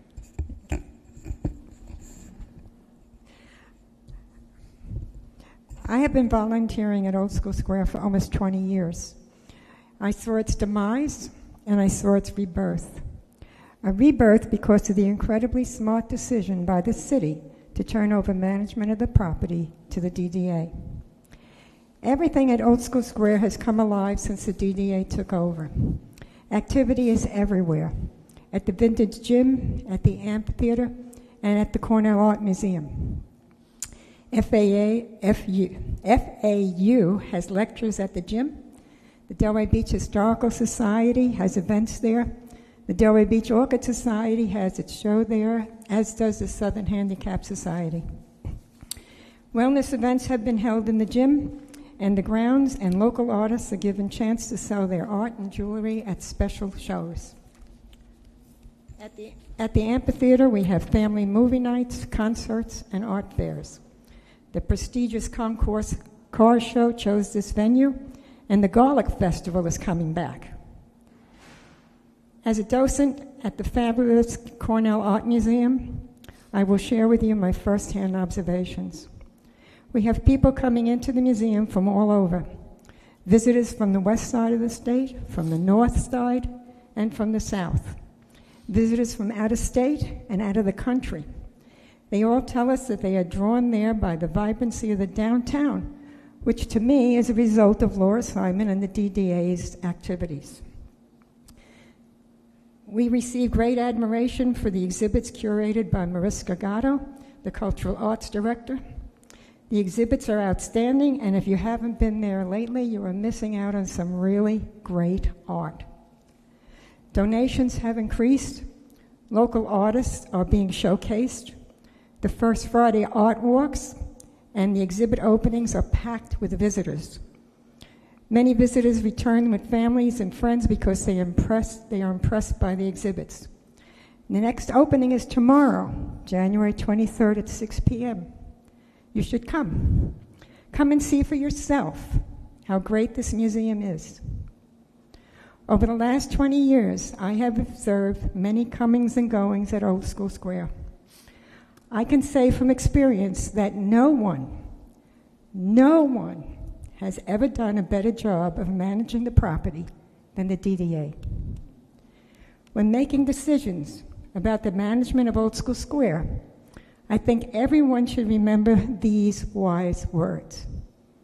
If it ain't broke, don't fix it. Thank you. Thank you very much. I don't know if her name recorded. Is it Annette? Forgive me. Annette Jackson? Thank you. Annette Jackson. Thank you very much, Ms. Jackson. Are you moseying up? Is that what we're doing? Okay. No, you don't need to rush. Just mosey's fine. I mosey on myself. Good afternoon. My name is Gary Gillespie Israel. My sister, Doreen Gillespie Beats. I live in Boynton Beach. I live in Thailand, but also in Boynton Beach half the year. And we're here to talk about the Cornell Art Museum. I wish I had more time than 3 minutes. Mariska and Laura have been wonderful. Our mother's art happens to be over there. and it's been there since October, and it ends in March. And my experience with this museum, and as president of the Dorothy M. Gillespie Foundation, I work with museums all around the country. Yesterday, we were both at the Boca Raton Museum of Art, and a couple months ago, I got a call from the Muscarel Museum of Art at William and Mary, the second oldest college in the country. They had heard about the show here, and they wanted to have the show up in William and Mary. I have the opportunity to do docent talks. I have groups that come from all over Boynton Beach. They love the museum. They love Delray Beach. We love Delray Beach. We come here all the time. Yesterday, my sister was at the museum. Yeah, there's yoga, one of the most profound yoga classes that I've ever experienced. And I moved to Thailand in order to do Buddhism studies and meditation and alternative experiences. And I came back last year and had the experience of a lifetime with what Marushka had found. And people come twice a week now, pay money. I spend more money at the shop than anybody, so Delray is fine. You should be all fine.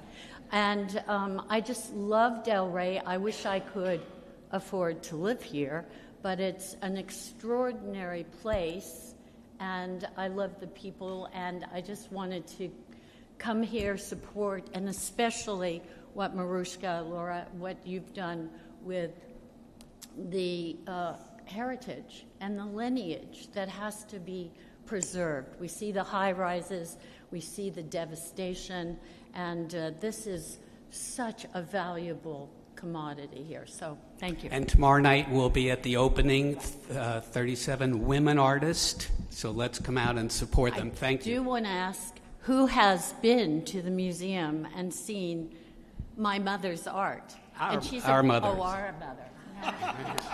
He's not really. He was adopted. We'll grant you equal possession of the title parent. So there we are. Okay. Thank you for letting us talk. It's been a pleasure. Thank you very much for your comments, both of you.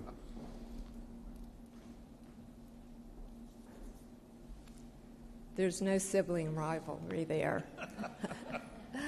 Hi, everyone. I'm Mavis Benson, 33445.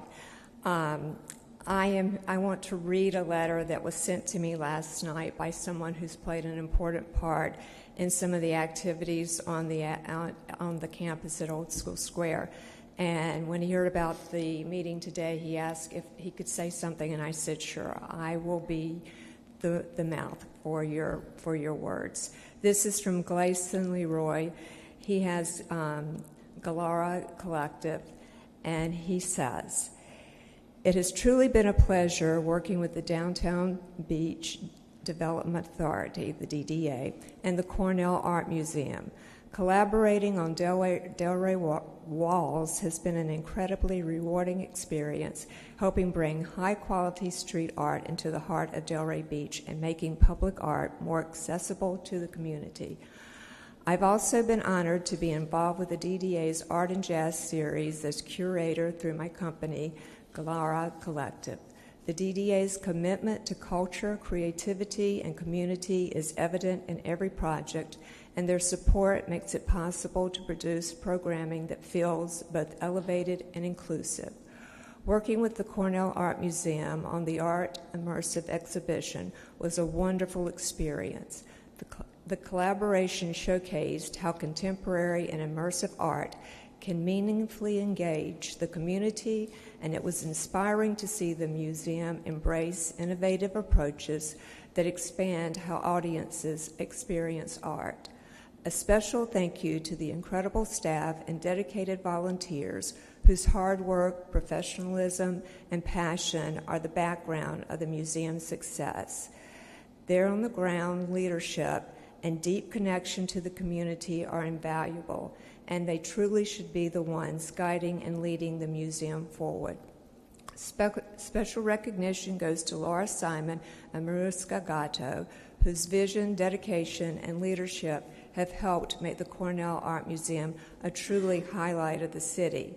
Their passion for the arts and thoughtful approach to curation and production have had a lasting impact on Delray Beach's cultural landscape. Working alongside such a collaborative, forward-thinking team has been an absolute pleasure, and I look forward to continuing to build meaningful art experiences together.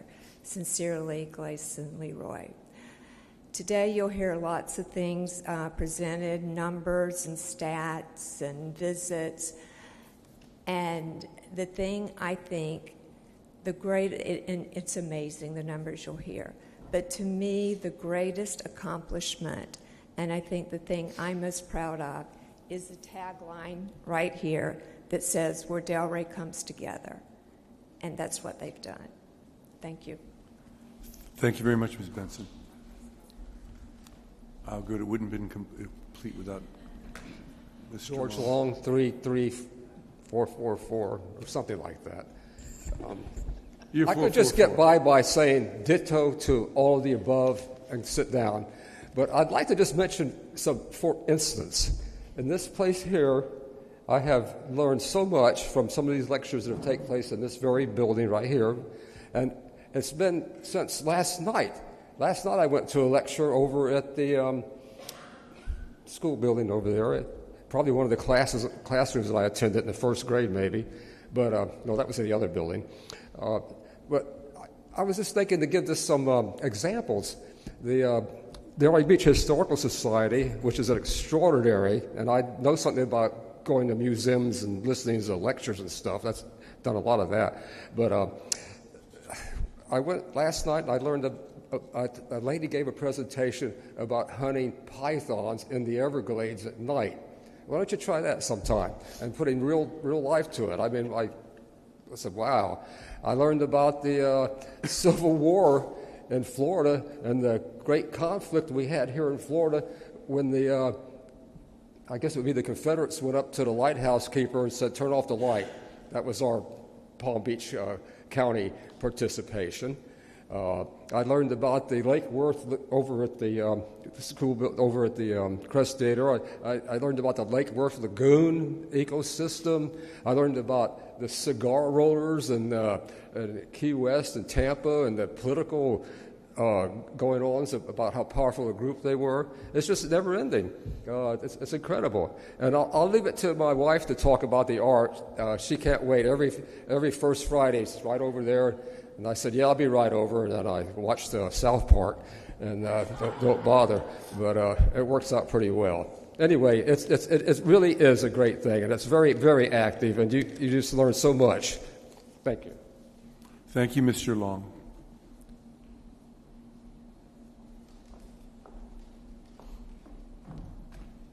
Good afternoon. I'm Christina Morrison, 33483.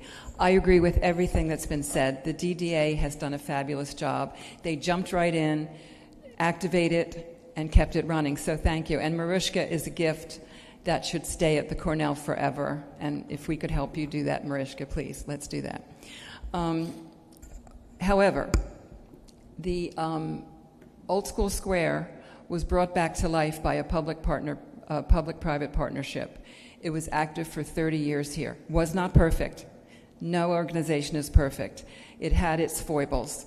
But what they did with the Crest Theater and the rest of the campus with minimal tax input was great. They raised a lot of the funds themselves, a lot of donors, and now the city is, and we as the taxpayers are paying for Old School Square, where it could be run again by a public-private partnership, raising private funds, 501c3, where people could donate just as they did before, just as we do to the Kravis, just as we do in Lake Worth, and have it be a total atmosphere that is enjoyed by everyone and not using tax dollars to do so, or minimal tax dollars to do so.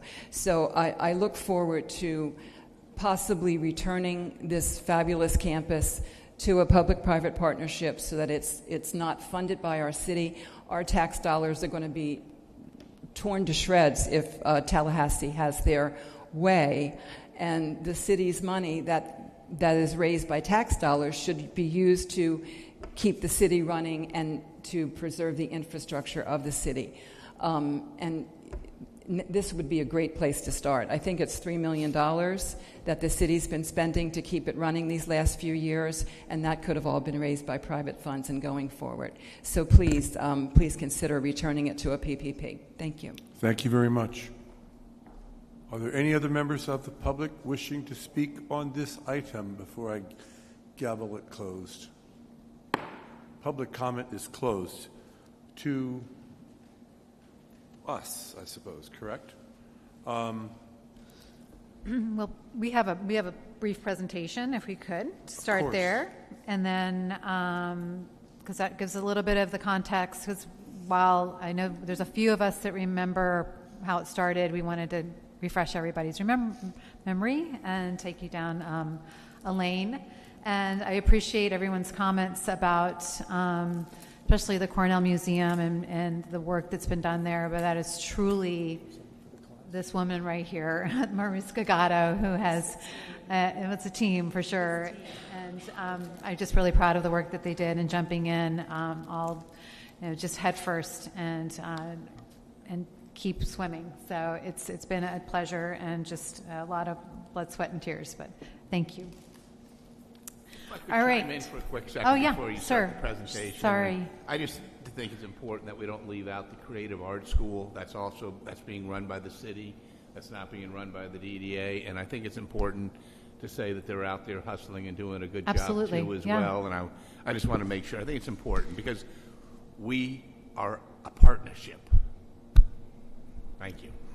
Exactly. And that's where we were going. Thanks, Jim. I think one thing that is really important for us all to remember is the Crest Theater building is a huge entity for this campus, as the theater especially is a huge entity for this campus. And as we go through this, kind of teeing up and sharing with kind of the thoughts around that, but kind of understanding more about the Crest Theater itself, as it is an indoor theater, and that's the big question: when will it reopen? So, but before that, I just want to take you through a little timeline. This again, so in August 21, as Ms. Morrison highlighted, there's a nonprofit and the city came to an agreement to move on in separate ways.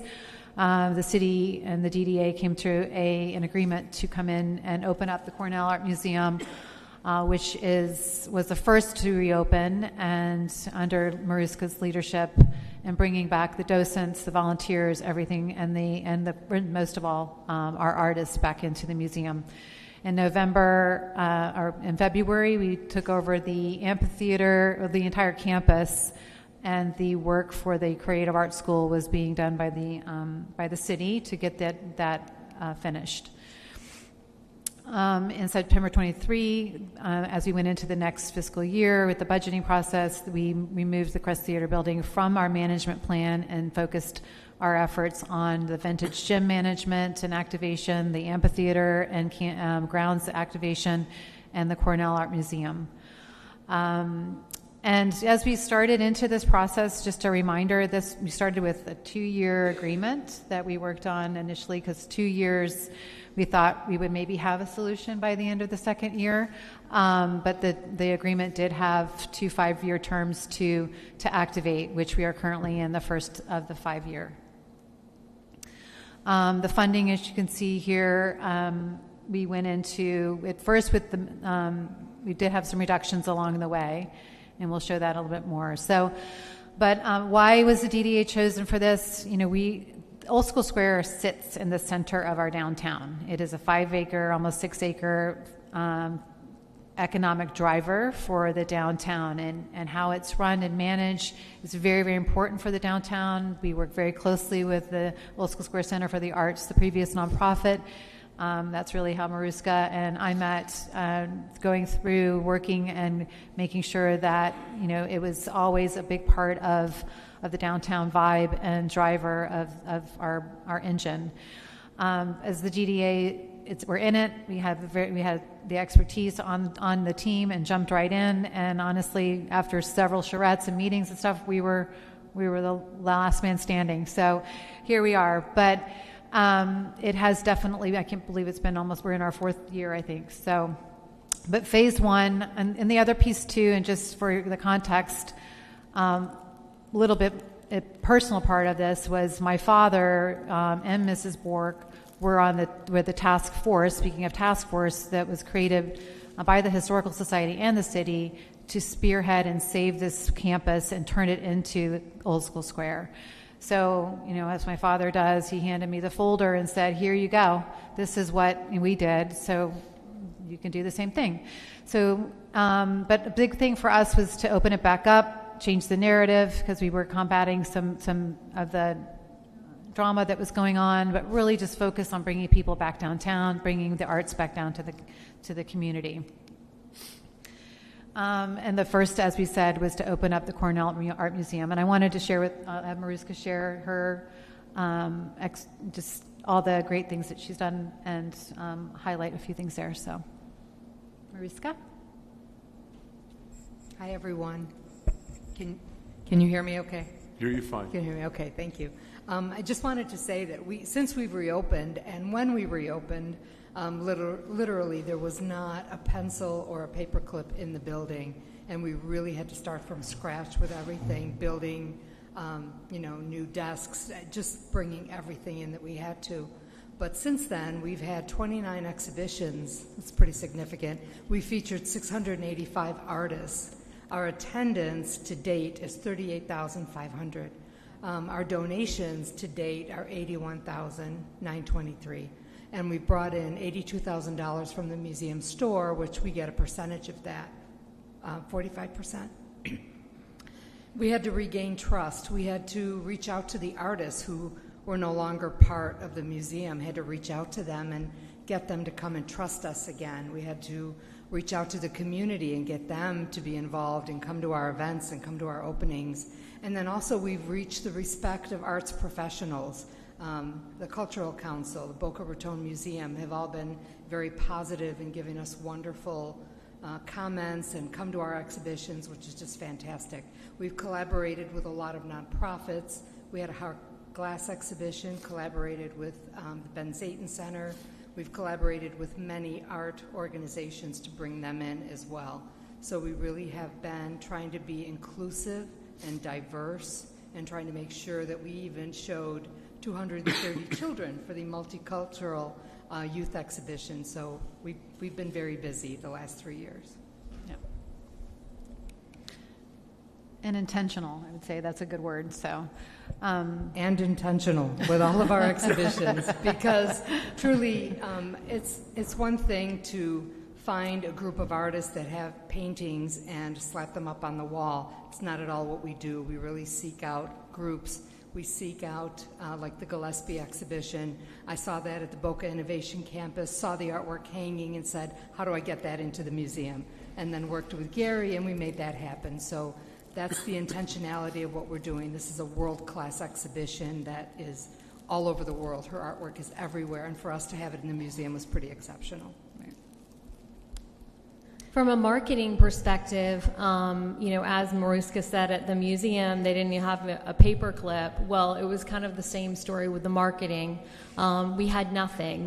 They took the logo, they took all the digital assets. We had no website, we had no social media channels. We had no way to market this campus and let people know that it was reopening.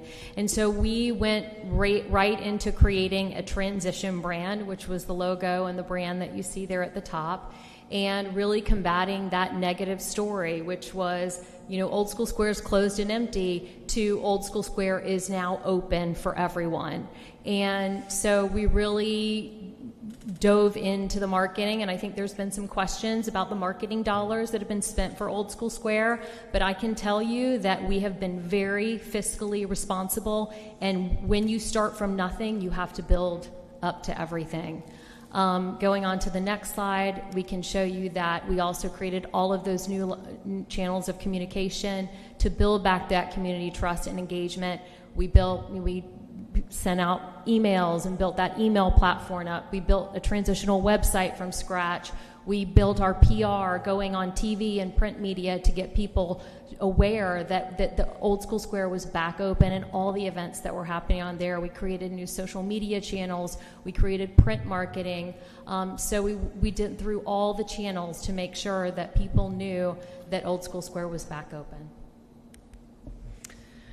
And we activated the campus, as we said we would. So with that, we came out fast, turned over the keys, jumped in. This is also a private, private producers can rent this venue, so it's venue management as well. So that is part of our operation and managing special events to special receptions to weddings and all the things that happen there. But we had a plan, and we were going into summer, and we went strong at the first and kept going.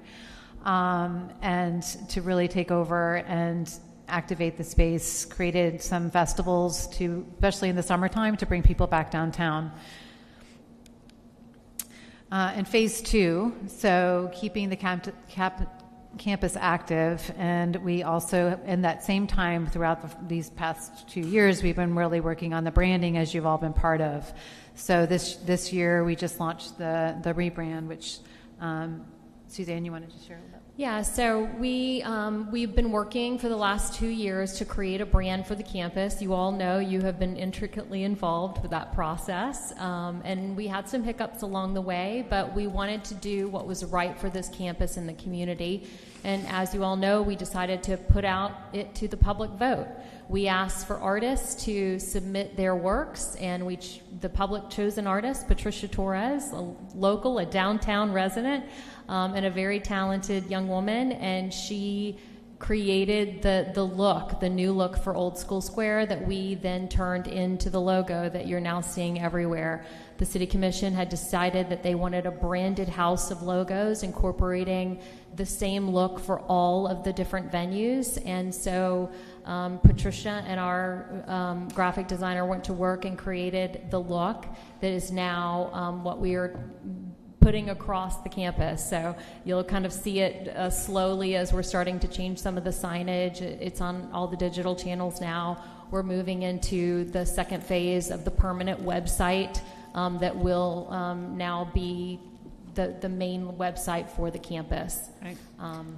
Yeah, so I think the big thing to understand, so with the investment, the dollars that have been, part of this management piece that have been invested into the marketing stays with the campus. So creating this brand that now stays with Old School Square for the long term. The website that will be developed will stay with Old School Square. It's not something that if we walked away today that we would take this with us. None of this would be that way. That is important that was the goal for us to create something that would stay with this entity and belong to Old School Square. So just to recap on the funding, 22 to 23, so we're in our 4th year. So this is the city funding that was provided. We also, the other revenue streams that we also receive are the donations from and the store revenue from the museum, as well as program income, which is concessions and any venue, not rentals, but any vendor fees and sponsorship and ticket sales, as well as we do have a rental venue management fee as well. So the impact. So the visitors, we've seen over 1 million visitors to the campus. So just to the campus alone, over the past 3.5 years, over 300 events produced.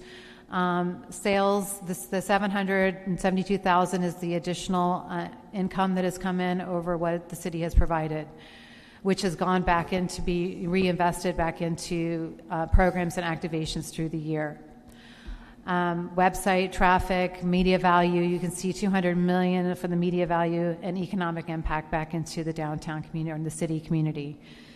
So that is the accumulation of the city investment into this space. So, which is appreciated by all. I know our downtown business community does appreciate it, as well as our city residents and individuals appreciate that as well. Now we're here. So we wanted to share that with you, kind of to tee this up, as well as to share why we're here. While we have all enjoyed this relationship and how we're, and the great things that have happened here at Old School Square, and the great things that are happening in the Creative Arts School, and all the great work that Gina and her team are doing on a constant basis. Collectively, we know that this campus does deserve more and does need to thrive. Our kudos to our team here. We've got Alex and Victoria also here that are running our campus operation. Alex is the face for any inquiries on any rental, any of our wedding, our brides, our moms, our rental facilities, and really created all of these processes along the way that we are, ready to, continue to evolve. But, as we grow this and move into the future, we hope that will, continue to stay with Old School Square itself. So, as Mr. Moore said, there's been lots of discussion from our board level and other organizations too, of what is the next step, what is the future for this campus. And I would say by several people that I've met over this time and been part of this, adventure, is that Old School Square is special, and it's a performing arts center, it's a museum, it is the creative arts school, the classrooms and educational, it is a theater. I mean, it functions, it's a community, it's a rental space.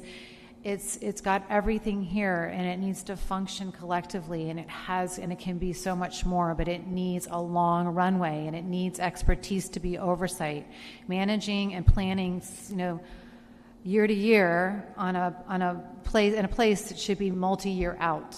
We should be already planning for 2028. We shouldn't be planning for summer right now. So for us to be realistic with this and know that it deserves a better plan, the community deserves a better plan for this. Taxpayers do. I think, from our perspective as a team, while we love and we know what we're doing here is really good work, it definitely needs specific expertise oversight. The Arts Garage has a specialty board that oversees what they're doing. The library, the Historical Society, all these organizations have a specialty board. This doesn't. Our board of directors has jumped in over the past 4 years with different board members helping guide us. However, it is really, and the city staff too, helping navigate through these waters. And God bless the city attorney, because I know that we've had some challenges along the way, and how do we continue to do this? But I do know, and I do believe that as a team we want to see it thrive, and we know that we can get it there. But how, right? And I think we've had recommendations on strategic plans, and that was one of the things that we recommended at the beginning, is we need a really strategic plan for this place. And that hasn't happened yet. A feasibility study would be great, because then it would tell us how to fix it. There's things that are broken. There's things that need to be enhanced. Where are we? This is a location that should be at the top of the game of a cultural arts center in our county and in our area. And I know we can get there. I do think that we're poised there. We've made some great strides, and I do believe that with continued collaboration, that we can get to that next phase. But again, it needs expertise oversight. Government probably shouldn't be doing in this business, right? Government management overseeing a cultural arts venue is very cumbersome. And had we probably set a 5-year plan going into this of what we were going to do, this was the budget, agreed to it at that moment, maybe might have been different. I don't know, but having this short runway is very, very difficult. But I do, I'll stop speaking now, but I do think that our board has some input. There are some things that potentially they've been thinking about and would want to share. And I don't know if you all have any other things that you want to share before we open it up to everyone? But yes, ma'am. I just would like to add that one of the key components for the museum has been the trust factor. And I so appreciate that you all trusted us to jump in and try to regain the trust of the artists and of the arts community, and trusted us to use whatever expertise we had to jump in and do that. It's really, really important that we continue, that continuity stay, and that we keep staying on this trajectory of doing better and better and better, and more exhibitions and more attendance and more donations. We are really set up and primed now because we have a 3-year look back to ask for sponsorships, to ask for exhibition underwriting, to get some significant donations. And we don't want to see that go away. We definitely want to keep that rhythm going and keep that momentum going. So from my perspective, it's really important that we somehow hold on to that and don't truncate that in any way. It happened once, and we lost quite a lot when that happened. So we don't want to see that happen again. So that's just my 2 cents, and I appreciate you listening to me on that topic. Thank you. Yes. Thank you. I did watch the meeting that I was in Tallahassee, but I fortunately was able to watch part of the meeting on your last DDA meeting in my room in Tallahassee. But you had a lot of comments then. It was a very lively conversation. So I'm going to turn it over to Mr. Knight to kind of tell us your perspectives and what do you think? And I'm actually going to turn it over to Al because he was here when it was taken over and pushed for that. So I'm going to let him speak first. Okay. Thank you. I was turning it over to the DDA. Your chair. Your whatever. I wasn't prepared for this. I'm not certain how to begin, but I'll start with this. During the public-private partnership that was discussed before, there was greater financing of tax dollars into the Old School Square rather than what we're receiving. We receive less today than they did 5 years ago every year. We work and survive running the Old School Square. Laura and the team, I wish it was me, but Laura and the team run the Old School Square with less funding than is necessary, and they do it by working a lot for free and doing multiple jobs, each and every one of them. They're amazing. They deliver an amazing task with fewer people than they have, less money than they need, and they do amazing stuff. 5 years ago, the Old School Square campus was entirely dark.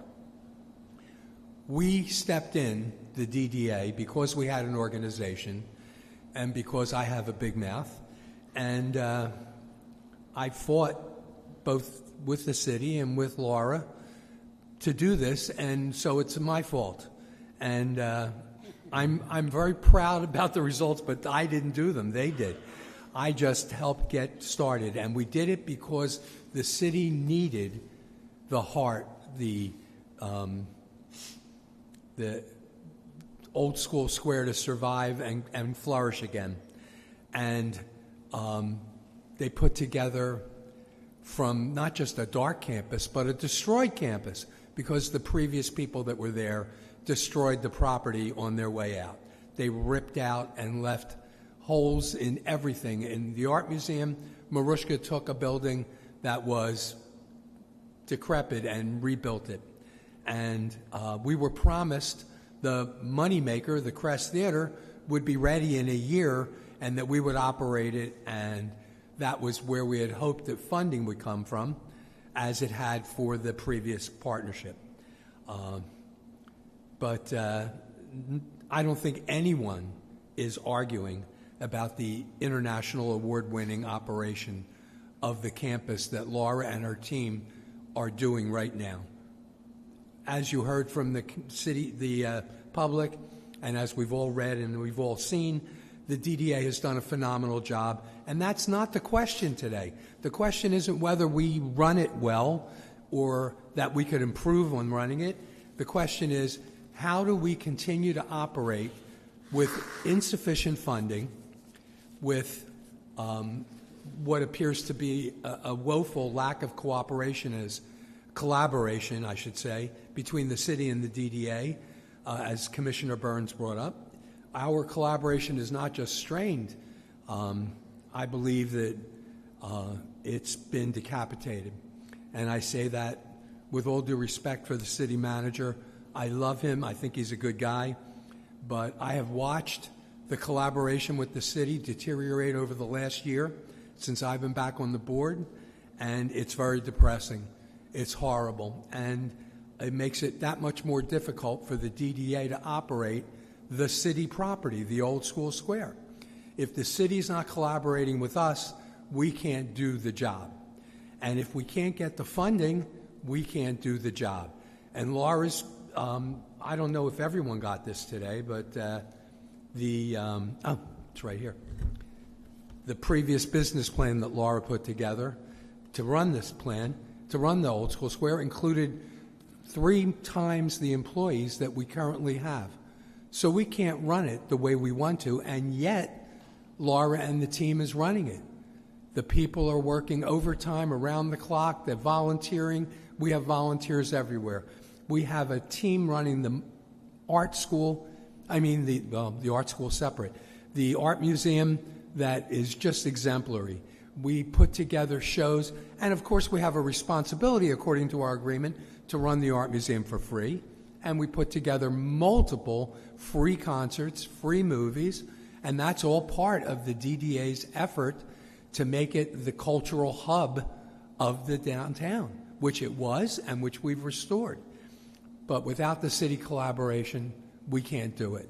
And I would like nothing more as a thrill junkie that I am to get enough funding to get that crest open and to get it all running full speed ahead, and I know the team can do it. However, the city is not behind us. The city hasn't rebuilt the Crest Theater. They've not delivered that, and finally we just walked away from it at your request. The team is overworked. The team feels underappreciated, maybe even disrespected. Bottom line is if Laura wants to fight to get funding and finish and redo and run the old school square as she's doing now, I'm 100% behind it. If Laura feels that it's an inadequate funding and inadequate collaboration and that her team does not deserve to have to operate it this way, then I support the dissolution of the relationship as per our agreement, however you want to do it. Either way, it's up to the team. I support them, but I think the city is incredibly myopic to think that if Laura and the team walks away from this, that someone else is going to walk in and save it without mass funding and without a mass effort from the city to rebuild the Crest and to start growing the relationship with whoever runs it. You're going to end up with a dark campus once again, which I fought for and which the team fought for, and we got the relationship and we delivered. They delivered, and I wish it was me again. They delivered it, and it's amazing. And yet, we're here today to talk about dissolving the relationship because of the lack of collaboration. Could I ask a question? A question? Al, I guess that's what I need clarity on, and someone needs to speak to that, but because we are here today. Are you here to dissolve the relationship? I would not fault you if you are. You can't if you're not going to fund it. But are you here? I just need to understand what is the desire. Do you desire to continue on at that location but want more funding, or are you just saying this just doesn't work for us? Because the answer is important to me to know. I'd like to hear from the rest of the board. I know. I was going to say that. I just want to say that. I'm only one member of the board. I can tell you that it is my belief that with proper funding, and Laura has submitted the plan and submitted all of that, that Laura and her team can grow and run and improve what is already an international award-winning operation. But if not, there is a clause in the agreement that allows us to walk away in 6 months, or both sides, And it's not up to, in this respect, I think Laura and the team, because they put forth not just the effort, but over and above, because they're working with 1/3 the staff. So if they say they can't do it and they're frustrated by the lack of collaboration, I'm supporting their desire. So Brian? I'm sorry, go ahead. Yeah, Brian. Yeah, thank you. I do appreciate, Ms. Casal, where you're coming from, asking, us what we're looking to do. And, I go back to these metaphors. And it was early, you brought it up once too. I said, commission, this is your car. This is the city's car, this campus. And it's more like, I saw something on the Blues Angels, the Plains. Anyways, it's like, it's got 7 different parts of the campus. We have 5 designated kind of branding areas, but they all have to really move in unison. And you really need to have an entity in charge of the whole thing. I think the DDA, I've said it before, has done an amazing job taking this asset, which had no digital footprint, no social media, no website, nothing, and has built something that's getting millions of views in a month. From the Christmas tree post to other things we've done, it's amazing. And I do want to say on that point that I do believe the DDA can still always play a role, and I think should maintain for the city these digital assets and help run them with whoever steps in, because we really have a good control. We have a great team, and I think it's something that Old School Square lost before, which was really a city asset, which the DDA will continue to be a steward of some of the digital assets, and we can work with whatever partner goes in to manage, to work on the website, whatever. But I just want to be clear, I don't think this is a true walkaway, but we really need consensus from the city on what you guys want to do, because when the funding goes down from really, it was like $1 million to like 800 to 700, we've spent over $500,000 just renting equipment, because we can't afford with $1 million budget to spend $400,000 on sound and lighting. So as this budget goes down, the business itself, our operations, and it's not like it gets cheaper to rent this stuff. All these costs are going up, and it's really, it's a losing proposition. It's not, hey, do you guys not want to do this, and do you want to dissolve it? It's like, hey, if we're going to do it, we really need a 5-year runway with a commitment of money so that we can program whatever we're going to do. It's a huge ask right now based on the way things have been going, whether we lose part of the amphitheater, area to create a clay studio, which again, we've made it clear that that's mission critical for moving equipment in, moving art from the gallery. This isn't a campus, and that's why it all has to operate like those Blues Angels, Hell's Angels, whatever they are, because it all has to move in unison. And it's not putting something in a calendar that everyone's working from, because there's logistics, there's art coming in, there's people going in, there's events, the Playhouse, we can get the Crest Theater, but again, they rent out the vintage gym, there's events, there's food, there's weddings. It's a lot. And, I think, again, I don't personally, different situation. When I came on the DDA, it was to really help with the economic vitality, help with parking, support our businesses, and create better tax base here in the city. I created a large music festival with my family in Okeechobee. I've done a lot of that. It's fun, but it's a grind. It's like a restaurant, and our staff will do it, but they kind of need to be given the opportunity to do it. But it's really, we can't do anything unless the commission lets us know where they want to go. And if it's not with our staff and with another group, we're here to support any sort of transition, and again, maintain that digital footprint so at least our narrative stays clear, and we can work with the other groups on all the little things with the property, and the city will too. And I have to give props to our city staff, because you see that $1 million you give us, you probably spend another $1 million in grass and maintaining the property, taking care of the air conditioners. This is, there's a lot going on here. So, and the city does a lot to support it besides just the funding they give us, which was less than the other organization got. But, it's really, it comes down to, looking for consensus from the commission and what they want to see happen. And whether it's us who give a 5-year run, or the next group that wants a 10 or 15-year run, or a 20-year run, because that's not unexpected for someone that's going to invest millions of dollars to try to build something up to recoup some of that dough. So that's kind of where I stand with it all, and it's really just, we need to hear from you, because I've mentioned it over many months, like we need to maybe transition, and we're not getting the money and the funding, but I haven't heard a lot, and I watch all the commission meetings, but I haven't really heard a lot of feedback You brought up the gas, but we need someone with rocket fuel to load up these planes that can take this place to another planet. I'm telling you, it's the cultural hub of our downtown. I don't want to think about the days when it was dark.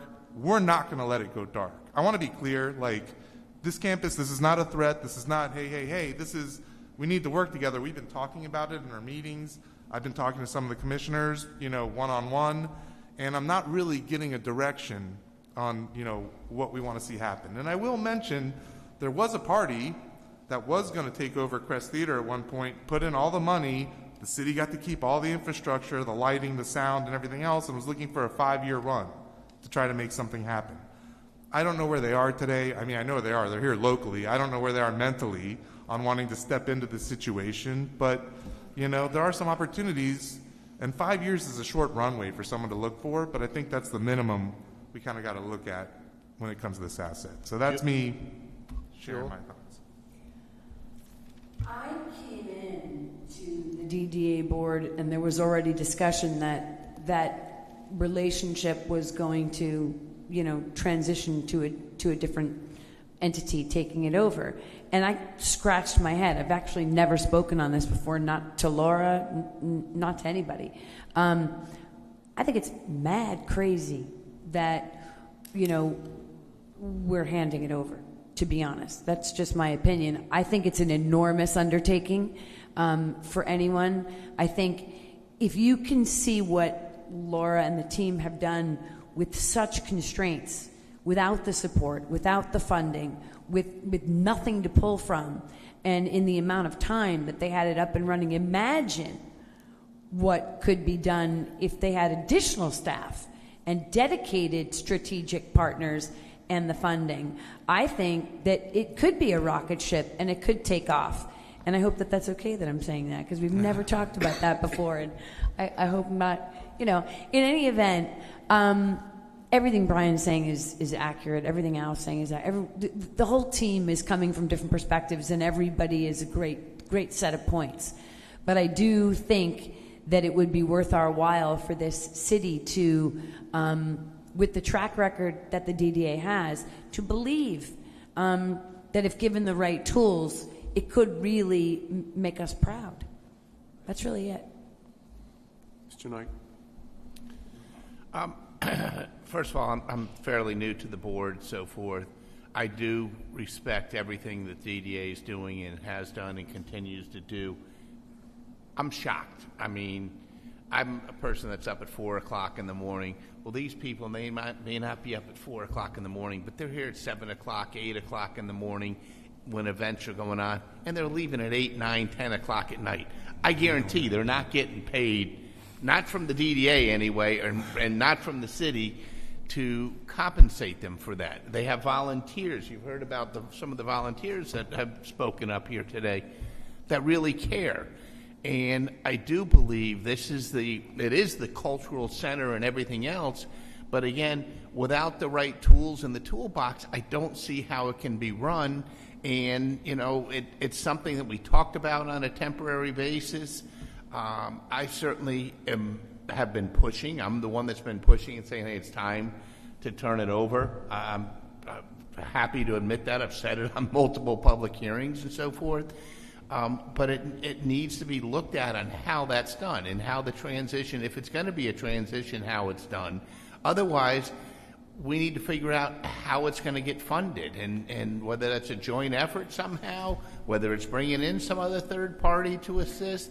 But there's got to be some way to be done. To have the Crest Theater sitting here, which I was here for many events, the mayor speaking and everything else, and town hall meetings, and I've been here for charrettes. I think going back plus 20 years that charrettes have been done over here, so forth, with Treasure Coast Regional Planning Council and so forth. And I think Anthony, if I recall correctly, was at the Treasure Coast Regional Planning Council back then and so forth, and a number of other people, and Dana was there and so forth. And so I've seen a lot of these changes and everything else, but it needs to be really run properly, funded properly to be able to be what it needs to be. And I think right now we're like that, that car that's pinging. If you want to talk about a car, it's pinging because it's got the low fuel in it. It doesn't have the higher fuel that it needs in it.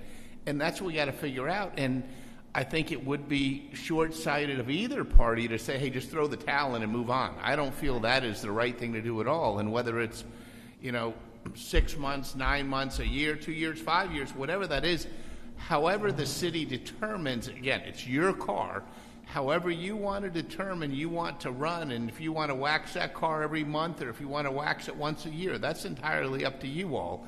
And I just know that this team does care a lot. I think there's part of the team that feels a little slighted. And it's unfortunate, but it is what it is. And, we just need to find, bless you, we just need to find a way to move forward one way or the other. And I'm happy to go either direction. I think you hear the time and effort and see what's happened here with the board or the DDA, the executives and so forth here. And I'm hopeful we can find a solution long-term, whatever it is, whether it's the DDA or some other agency or private entity that really makes it run right. I was a little confused because I did not realize, and to be honest with you, I'm not positive sitting here whether there was more funding that went to the private sector when they were running it here, or is that accurate or not accurate? I don't know. I mean, in the last, if I may say, I actually sat on the board of the old school square. Okay. Board. And it is unfortunate that you don't have 100% of the campus, because the Crest was certainly a economic driver to some extent. I will also say that for years and years and years, we all know it needed a complete overhaul, and we just, even back then, just didn't want to take the time because the city was always responsible for the actual structure. The city was responsible for certain things such as that. But the organization, the private partners, the old school square, whatever they were called, used to seek about 30% of their funding, give or take, from the city. But again, they had other revenues coming in, but their total budget, so what they got from the city was about 25 to 30%. Maybe it was a little higher one year, maybe it was a little lower one year, but generally that was the number. So what that number was equated to what their total, it was really a percentage of their total budget. So if they made 4 and they asked for 1, it was 25%, but they still were making 4. So were they getting, I guess the question just straight out is, were they getting $1 million a year? Were they not getting $1 million a year? In the last year, we dropped it down, but they were getting, for a long period of time, $950,000 annually. And as you point out aptly, they had control of the theater, which was also helpful. Look, yeah, no, there's no question. It was, and nobody disagrees. Nobody disagrees that the DDA came in and didn't do a yeoman's job in trying to get this place back up and running, because it was dark. There's no question it was dark. There's no question that a lot of these people were my friends. As I said, I served on the board, but the way they left that campus was tragic. I'm going to be kind, okay? Criminal. Well, I'm just saying it was not. It was criminal, Mayor. Mayor. Certainly not what they should have done. But if I may, I think February 3rd. And they sold off the artwork that was part of the permanent exhibit because they said that it was donated to their 501c3. I'm sorry, that was the vehicle used to collect it. I will say that the City of Boca Raton's museum doesn't even have on their inventory the artwork that they have, because they consider it owned by the city. So they don't really consider it their own asset. So I think that was, again, it certainly was not done. But that is water water over the bridge or under the dam, or whichever the right word to say is.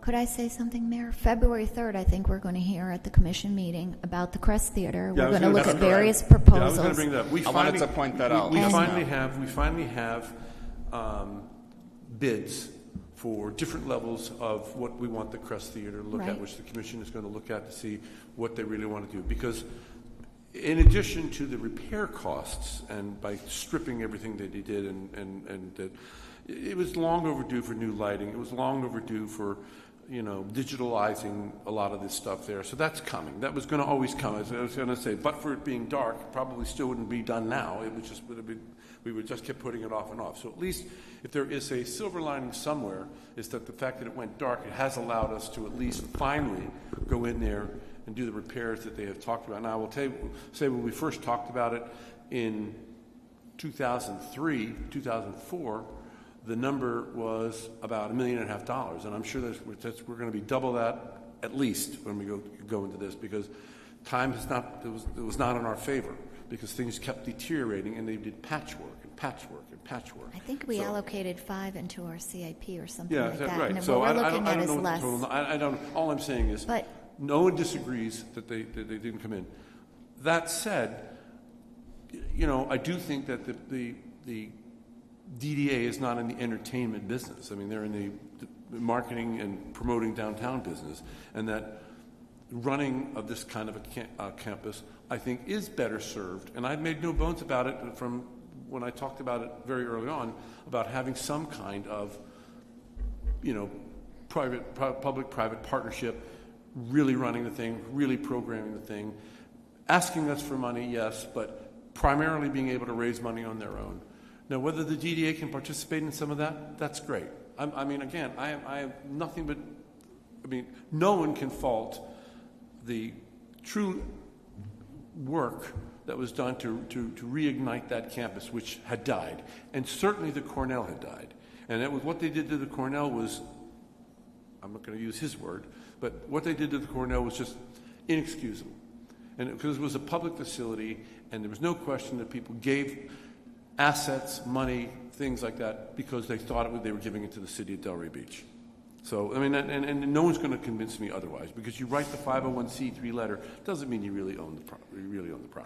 So that's where I am. And so I'm going to turn it over to my colleagues, but I just think there's a lot of merit in having the PPP, because they have the ability to raise a lot of money. They have the ability to get more sponsors. They have the ability to do different things. And there are a lot of challenges when you're dealing with government money and how you can spend it. You don't have that problem with the PPP. And I just think it would allow for greater participation from a greater number of people if we did that. Please. That's all. I'm going to stand back. If I just can say that when you put out the RFQ back in 2021 for that private, you received none. That's why we stepped in. And I am not. In fact, I am so thankful you did. And with that in mind, nobody's saying it. But no, I get But again, it. we didn't have the crest stuff. Hopefully, when the city finally gets its act together and this commission authorizes to get the crest back up and running, that will be a dramatic change in that entire campus. Because I do agree with Mr. Rosen that it does have to operate as a campus. It just has to operate. All the integral parts are together. They all have to kind of operate in sync. And when they don't, it doesn't make for a healthy automobile. So I never thought of it as an automobile. Now I'm going to always think of it as an automobile. So that's my. I would just like to ask, after you, that Laura gets a chance to speak. Does she want to speak first? No, go ahead. I've given my opinion. I would say that I've been in Delray, coming here since 1998, a condo out west, and then 2005 our house. I'm well aware of how amazingly well you've been operating this place. And as the mayor pointed out, perhaps that wasn't really your forte, which makes it even more amazing. And I appreciate you. I am so saddened by the fact that your organization doesn't feel appreciated, or feels that it doesn't feel appreciated by the city. I know there's some hiccups. I know a lot has happened. I know the school is doing exceptionally well. I think the Crest Theater is going to be done quickly once we have this meeting on the 3rd, and I would happily lateral it to you to incentivize you to continue on. And also, I would even be amenable to more money, because I believe, as we sit here today, you're operating on like an all-volunteer army, and I don't know who we're ever going to get in here that could do that. There are some people interested, and I would but if you are interested in staying, and you're saying that the money and the quality of the relationship is what's impacting you, I would like to participate in the change that you need to continue on. And I do think you're right. There should be a strategic plan, and we need to be looking out. I've always felt you have to be looking out 5 to 10 years. You can't do this year to year and wonder how much money are we getting, and you're waiting for the budget and you don't know. You can't plan anything. No one can plan like that. So what you've been doing is quite amazing for the city, and I know you're doing it out of the love for the city and the passion, and I know that's why every one of your volunteers is there. I see the volunteers. So I would like for you to continue. I would like for you to take the Cornell after we put the money into it. And I am definitely willing to have Mr. Moore look at what is available in terms of incorporating more money into your budget, at least to get you back up to where we had you the last year or the year before. I think it would be very difficult to bring somebody in, perhaps looking at the situation with the volunteers, and I understand about the fundraising, but you've created you're using a fund, and you are fundraising, and one of the things that you're doing that somebody else might not be able to is you're getting a lot of support from the downtown businesses, and that's a different aspect of it.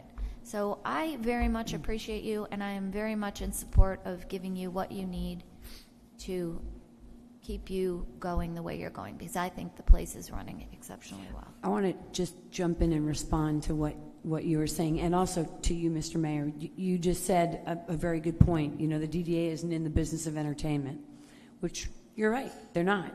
But the one thing that I do agree with that Julie just said is, if given the right funding, and if perhaps being able to hire a point person that is in charge of specifically that, to work hand in hand with the DDA, to be a point staff that they are responsible for that. There's so many other elements that are involved that they are experts at, that involve running Old School Square, like the marketing of it, like the event planning of it, the massness of it. It's such a big operation. It draws in so many people at once, and they've become super smooth at that.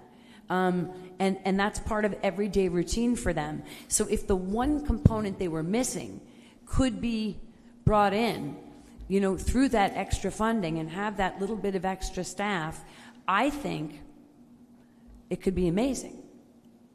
But I think that's a crucial component, you know, because you don't, you know, it's like stay in your lane. Everybody, you know what you do it really well. And so for that one piece, I do think to interview a great person to navigate that would be a really great idea. I would also just point out that's something the city could also do. They could bring on someone who does, I mean, or definitely. The PPP that's ultimately engaged would do. So, definitely. I mean, it's always, you know, I still go back to it's a city property and needs to be, you know, and I really believe that the PPP way is the way to go, just because that's what I'm used to. No, right. But I certainly understand Commissioner Casal's point. I haven't heard Commissioner Marcus or there, but I'm just saying it was supposed to be a temporary thing to start with. Great job that's been done. But at some point, it's got to go back to having a private, you know, that are specialized in this kind of business, that are specialized in getting these grants, that are specialized in having memberships, that are specialized in having all this kind of stuff. That's my point. Okay. I agree with you. Commissioner Burns. You know, I first just want to recognize, and everyone has said it, but, you know, the phenomenal job that the DDA has done activating the 3 campuses that they've done, and also to Gina with the Creative Arts School.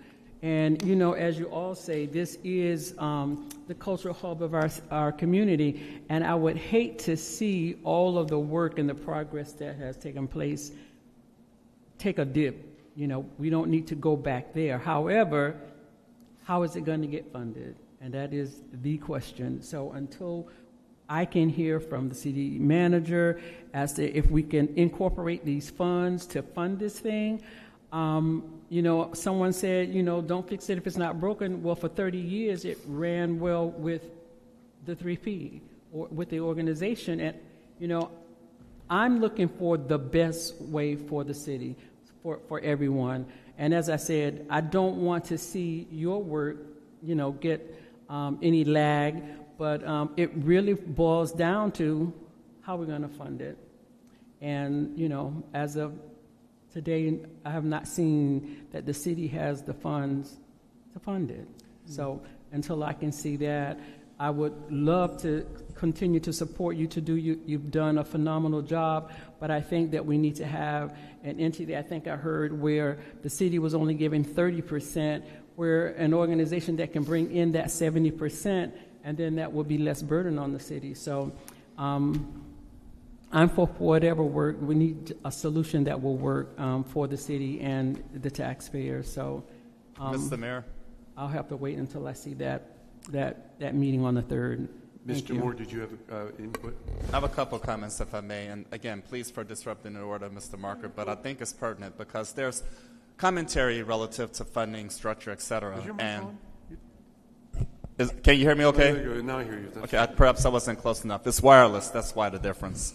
Oh, jeez. So in any event, there's been a great deal of commentary relative to funding, structure, et cetera, and part of Ms. Simon's presentation did provide a chronological history relative to funding adjustments in that regard. So when this was first formed, that was actually contemplated to be the case because, of course, we talked about a 5-year commitment initially. And I think it's important to highlight and underscore, in exchange for what appeared to be the reduction in funding or outlined as a reduction in actual cash allocation, an increase in revenue sharing. The initial agreement contemplated a revenue sharing structure of 80% versus 20%, 80% going to the Downtown Development Authority, 20% to the City of Delray Beach, commensurate with the budgeted allocation for programming towards the Downtown Development Authority for the Old School Square campus. Adjustments were made to the agreement whereby 90% of net revenues would go directly to the Downtown Development Authority and only 10% to the City of Delray Beach, thinking that that would be a bit of a way to incentivize the fact that there was a adjustment in a budgeted allocation in that regard. So in the event that... May I ask a question? Need microphone, please. When we were in the arrangement before, the CRA was giving... That's correct. The $950. There was no budget sharing. We were not getting money back. I'm talking about the aftermath of that. So now correct. we're paying them less, and they're giving us a portion of their proceeds? The City of Delray Beach, you mentioned the Community Redevelopment Agency, the $950,000 coming from the Community Redevelopment Agency. The funding since the City of Delray Beach began its relationship with the Downtown Development Authority to that effect does not involve the community redevelopment. Understood, everybody but recognizes. I'm making this point for the public because the taxpayers are the taxpayers. That's fine. That we were giving them more money before, yes, through the CRA, and we weren't taking any proceeds of the profit from the I would former say that number was organization. going, I mean, when I first got onto the CRA board back in, oh gosh, a long time ago, I mean, we started out with $400,000 we gave them. Yeah, the but next year it was over, $450,000. it was like 9 at the... By the time it finished, but so did their revenues. Their revenues were higher. But So it doesn't now, matter that we can argue whether they accounted for them properly. Right. You're That's a whole entitled to separate ask issue. for a percentage, but you're not necessarily. They were given it. They didn't have to be. We could have reduced it down to 20. It always was, as I remember. It was, but it didn't have to be. It was a choice. I mean, it's the CRA. It's a different program. It's neither here nor there about that. My point. Well, and there was also questions about, and not to go backward. There was a lot of other components. It was the budget. The budget was built with utilizing the $950 as a part of their money. So really and truly, no question. Neither here nor there. The point I'm making is the prior organization, because we keep on comparing the relationship, was getting $950,000, and they were giving us nothing back in terms of shared proceeds. And the point I'm just making is not to compare the two, but I think a lot of people, even people who were very disappointed when, and I was part of that, the contract changed, would tell you very honestly that it's being run amazingly well and beautifully. And yet here we are, giving less money and taking a portion of their proceeds. That's all I'm pointing out. So if I may continue, please. The portion of the proceeds actually reduced over the past year from 20% to 10%, and quite frankly, to support some of the observations offered by all, notably Deputy Vice Mayor Angela Burns, relative to the Office of the City Manager and all involved reviewing financial structure, what opportunities that can be made available, that will necessitate a further evaluation of the agreement and a revenue sharing structure. So I'd like to offer that as part of the background, should there be an interest in continuing for an additional amount of time.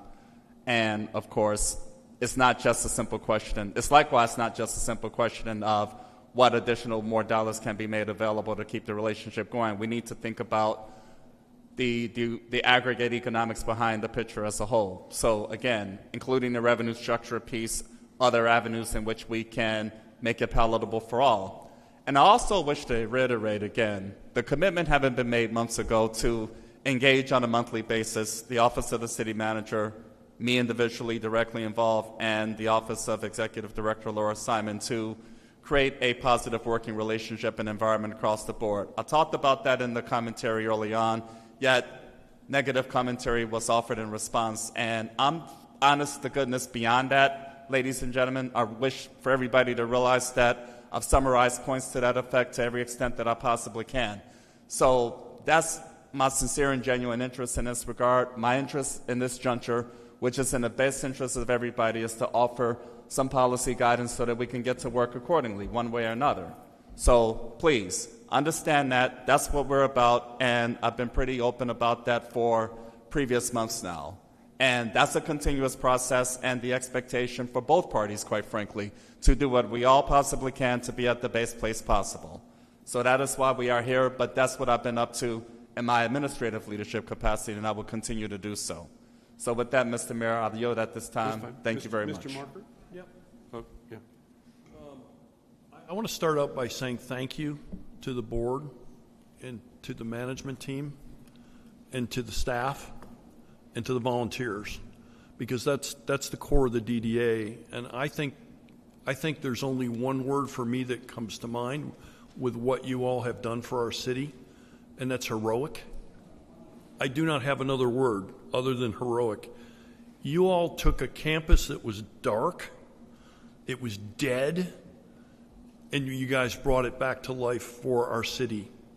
And you did that without full city support and without a lot of financial commitment from our city. It was a time where there were a lot of things going wrong in our city. Previous commissions had to make decisions. I'm not going to second guess their decisions. But you guys brought this thing back to life for us, and I for one am eternally grateful. So here we are. I think that what I'm hearing today is that we need to go through an agnostic process, meaning let's let the facts come out as we look at what our options are as a city. I think that's the only fair way that we can go, and I think we need to be agnostic. I think I've heard loud and clear we can't break this thing into components. It needs to be total campus management. Breaking it apart didn't work. I heard that loud and clear. That was a mistake. I think for all the people that get involved in this, we're going to need to see highly detailed financial scenarios. And we'll need smarter people than me, like Henry Dokowitz, to go through those financials and scrub them from whomever submits them, because we're going to hold everybody's feet to the fire. I do think the DDA will have an advantage. You have a volunteer model that is second to none, and you've only been able to bring the light to the campus, in my opinion, with the money that we've given you and others, because this volunteer model has worked. I've seen that work with other nonprofits. I've never really seen it work in the city and other places, so we'll see. Mr. Mayor, I got to bring this up, and I bring it up with respect, but you've already jumped to the PPP model. You said that moments ago. You've already jumped there. And I think that's dead wrong. I think the process needs to be agnostic. I think we all need to be neutral. And I think we can't come into this with preconceived notions. You've already jumped there. And by the way, we saw the PPP model that we had previously failed catastrophically for our city. So I would say to you, Mayor, let's let the facts dictate the outcome. I would ask you to not be biased. I don't know if you have a plan. Maybe you do. You haven't shared that with me or with others. If you have a plan, I think that should spill out as a part of this process. But I would ask you to back your truck up and come into this agnostic and neutral and not already be declaring 2 hours into our meeting that you're looking for a PPP model, because I don't think that's what we're doing here. I think we're trying to be agnostic, and we're going to try to make the best decision for the city regardless. And I don't think any of us should come into this biased. I think we should let the facts dictate the outcome. My 2 cents. If I can chime in for a minute, Mayor, I think it's important to put some time frame parameters around this, right? So we all know what we're dealing with, right? So right now, I don't think anybody's talking about 6 months and here's the keys and go deal with it, because I don't think that will give you the time to go out and get someone to keep the lights on and run it and everything else. I would defer to Laura and her team, but I think September is when our budget year is, right? So either this September or at some point thereafter, we need to have some kind of time frame around it. Say, hey, we're taking it serious. This is what we're going to do, and have that time frame. And I don't know, deferring to Laura and the team, how we figure out what that time frame is, whether we're going to stay here and keep running it, or someone else is going to come in and run it, whatever it is, whatever's best for the city and the residents of Delray Beach. That's what I think, at the end of the day, is the most important thing. That's my last words. And I appreciate your comments. And I am not I have to say that it failed spectacularly is to say it failed spectacularly in this last year and a half of operations, because they themselves changed how they internally what kind of information they were sharing with everybody, but it did. I don't know what that means. What are you talking about? Well, they had problems with their financials. They had problems. Who's they? The Breyer group that managed Old School Square. But for many, many, many years, they operated very, very successfully, and that's. Well, maybe, but then why did the campus... Okay. Mayor, we've been down this road. The campus went dark. Things were taken out of there illegally, in my opinion. Oh, we're not disagreeing. And here we are. That's a separate you've already decided we're going back to a PPP model. No, I haven't decided on anything. I think ultimately... And Brian, to answer your question, which I think is important, and Jim, we are going to need a year. Yeah, I don't even know to have a successful handoff, if that's what it comes to. I would say it's a year out. It may be longer than that. I think that, first of all, I don't know what the transition looks like.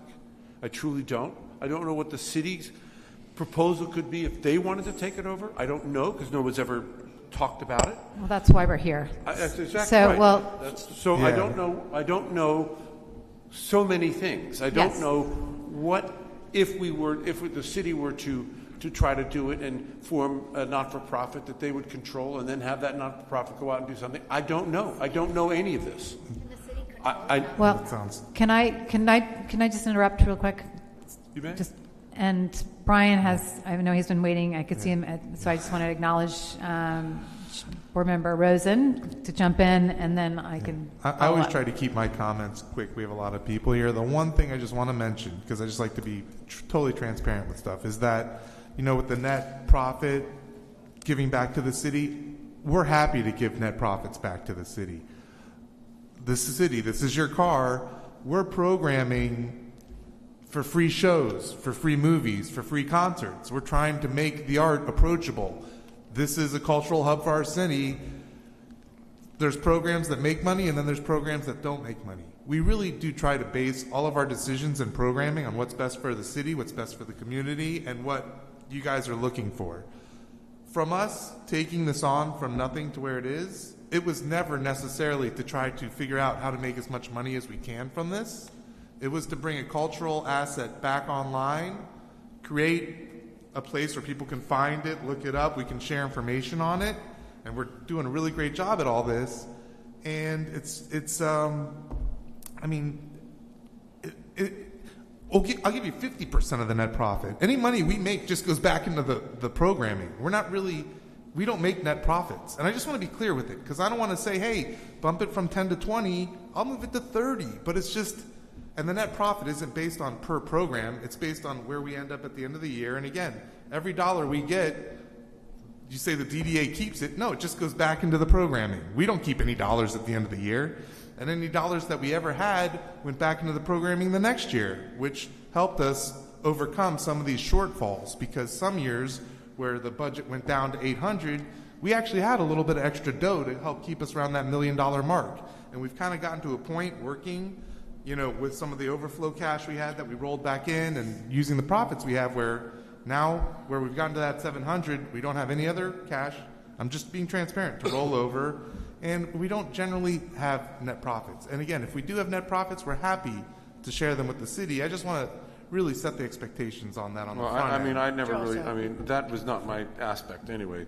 I do know that the vast amount of governments that have entertainment type things, and West Palm was mentioned at the Kravis as an example, have an intermediary, not-for-profit kind of doing it, because they're better at raising money.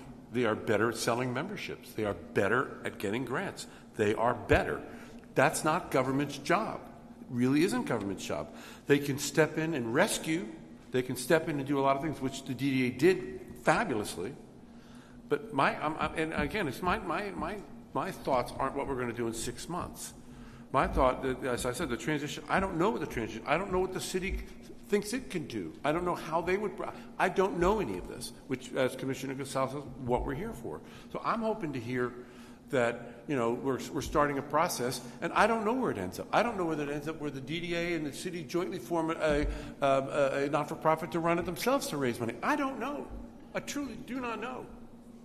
But I do know that that most entertainment venues that are owned by, where the structures and everything are owned by a municipality or any political subdivision, don't run it themselves. They have come in and rescued. They have come in and done things like that. But in the long term, it's just not an efficient way, because government has too many restrictions on how it can spend money, because it's taxpayer dollars. So that's where I'm going with my thing. But I don't know Brian, I do not know, Mr. Rosen, I don't know what it's going to look like. I truly don't, because I haven't heard from the city. I don't know what the city can do. I think that we should hear, I think Commissioner Marker is correct. Let's play it out. Let's see what the scenarios are, because I don't know what they are. So part of the recommendation with this was, again, from day one, we needed a strong strategic plan for this place, which would guide us to that next step. That has to happen, and that really needs to take leadership from something that's not a city consultant. It needs to be a specialized organization that can give a strong plan and recommendation to go find what works for running this location. It's and it has to happen. It can't just say who's going to talk about it, but it really does have to happen. And it's a feasibility study that would then say what funds need to be raised, to be what changes need to be done. There's a lot of things that need to be done for this location. Could we agree tonight then to just proceed at a minimum with this feasibility study and try? We can't get to the next step. We've been having this conversation for years, because we can never kind of come to a consensus. We're giving them the most, the small amount of money.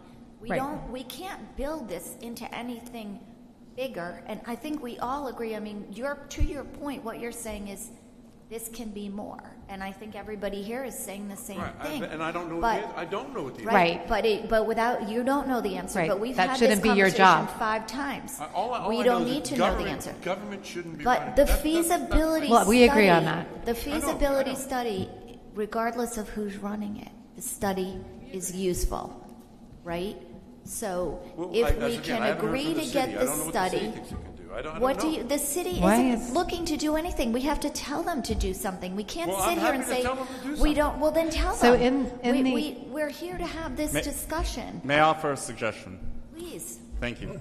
So listening to feedback, feasibility study, getting back to my comments earlier about positive synergy moving forward, I'd like to compliment the staff of the City of Delray Beach involved. The aforementioned departments we talked about, including the Department of Communications with the right. It's done with an amazing the job. art school, what's been happening in that regard. They're in alignment with the Office of the City Manager in terms of possibilities to move forward, getting to the absolute best place possible What is in that regard. Though? You're talking a language that I'm not clear on. What does the city manager's office, because this is what we're here to discuss, and there's no clarity. What does the city manager's office is saying that should be happening? The Office of the City Manager's interest is to receive feedback so that we can ultimately achieve direction. Okay, can we give feedback and direction this evening to get a feasibility study on the campus? So at a minimum, whoever is running it is going to make it meet its potential. I think that's reasonable, and I agree with Ms. Simon. We've got to get it from an expert in the field. Right.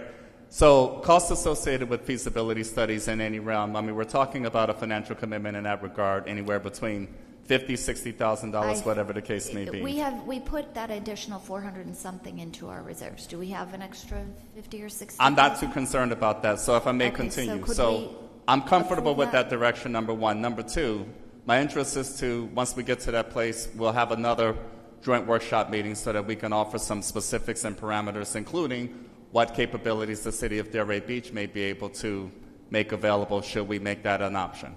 What do you mean, what capabilities Delray Beach makes available? Laura, one of them said, there are other organizations out there that Mr. Rosen said about that could come in and say they could do something. I want to hear. I want to know. That's what the right. Yeah. What our I don't know. Seriously, I don't know what our possibilities are. But wouldn't the feasibility study? Yes. Yes, it will. Yes, it will. I'm agreeing with. We have a very valuable asset here, which has been preserved thanks to the as I called yeoman's effort. The feasibility exercise would align what possibilities, capabilities, and options are possible. That also will likewise include what appropriate capabilities of the City of Delray Beach can play into that regard as well. So step by step, piece by piece. And again, ladies and gentlemen, there was not an expectation to accomplish this all tonight in one particular setting. The interest was to receive direction, feedback, so that we can come up with a cogent approach to get to the best place possible. So the feasibility study, Will that also incorporate a strategic plan? Is that? Yeah. Okay. It would. Okay.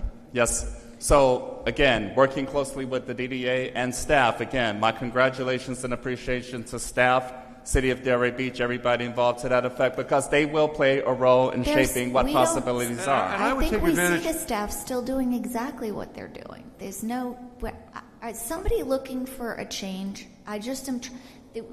The conversation is confusing to me here because you keep on talking about staff. We're not changing anything. We're talking about just staying how we are. Is there a desire or something going on that I am not aware of that's not on the table? My desire is to bring everybody together, as I talked about in my introductory comments, so that we can get to the best place possible, number one. Number two, what does a transition plan look like? And number three... We're not transitioning. We're doing a feasibility study to see... I was coming to that point, Commissioner.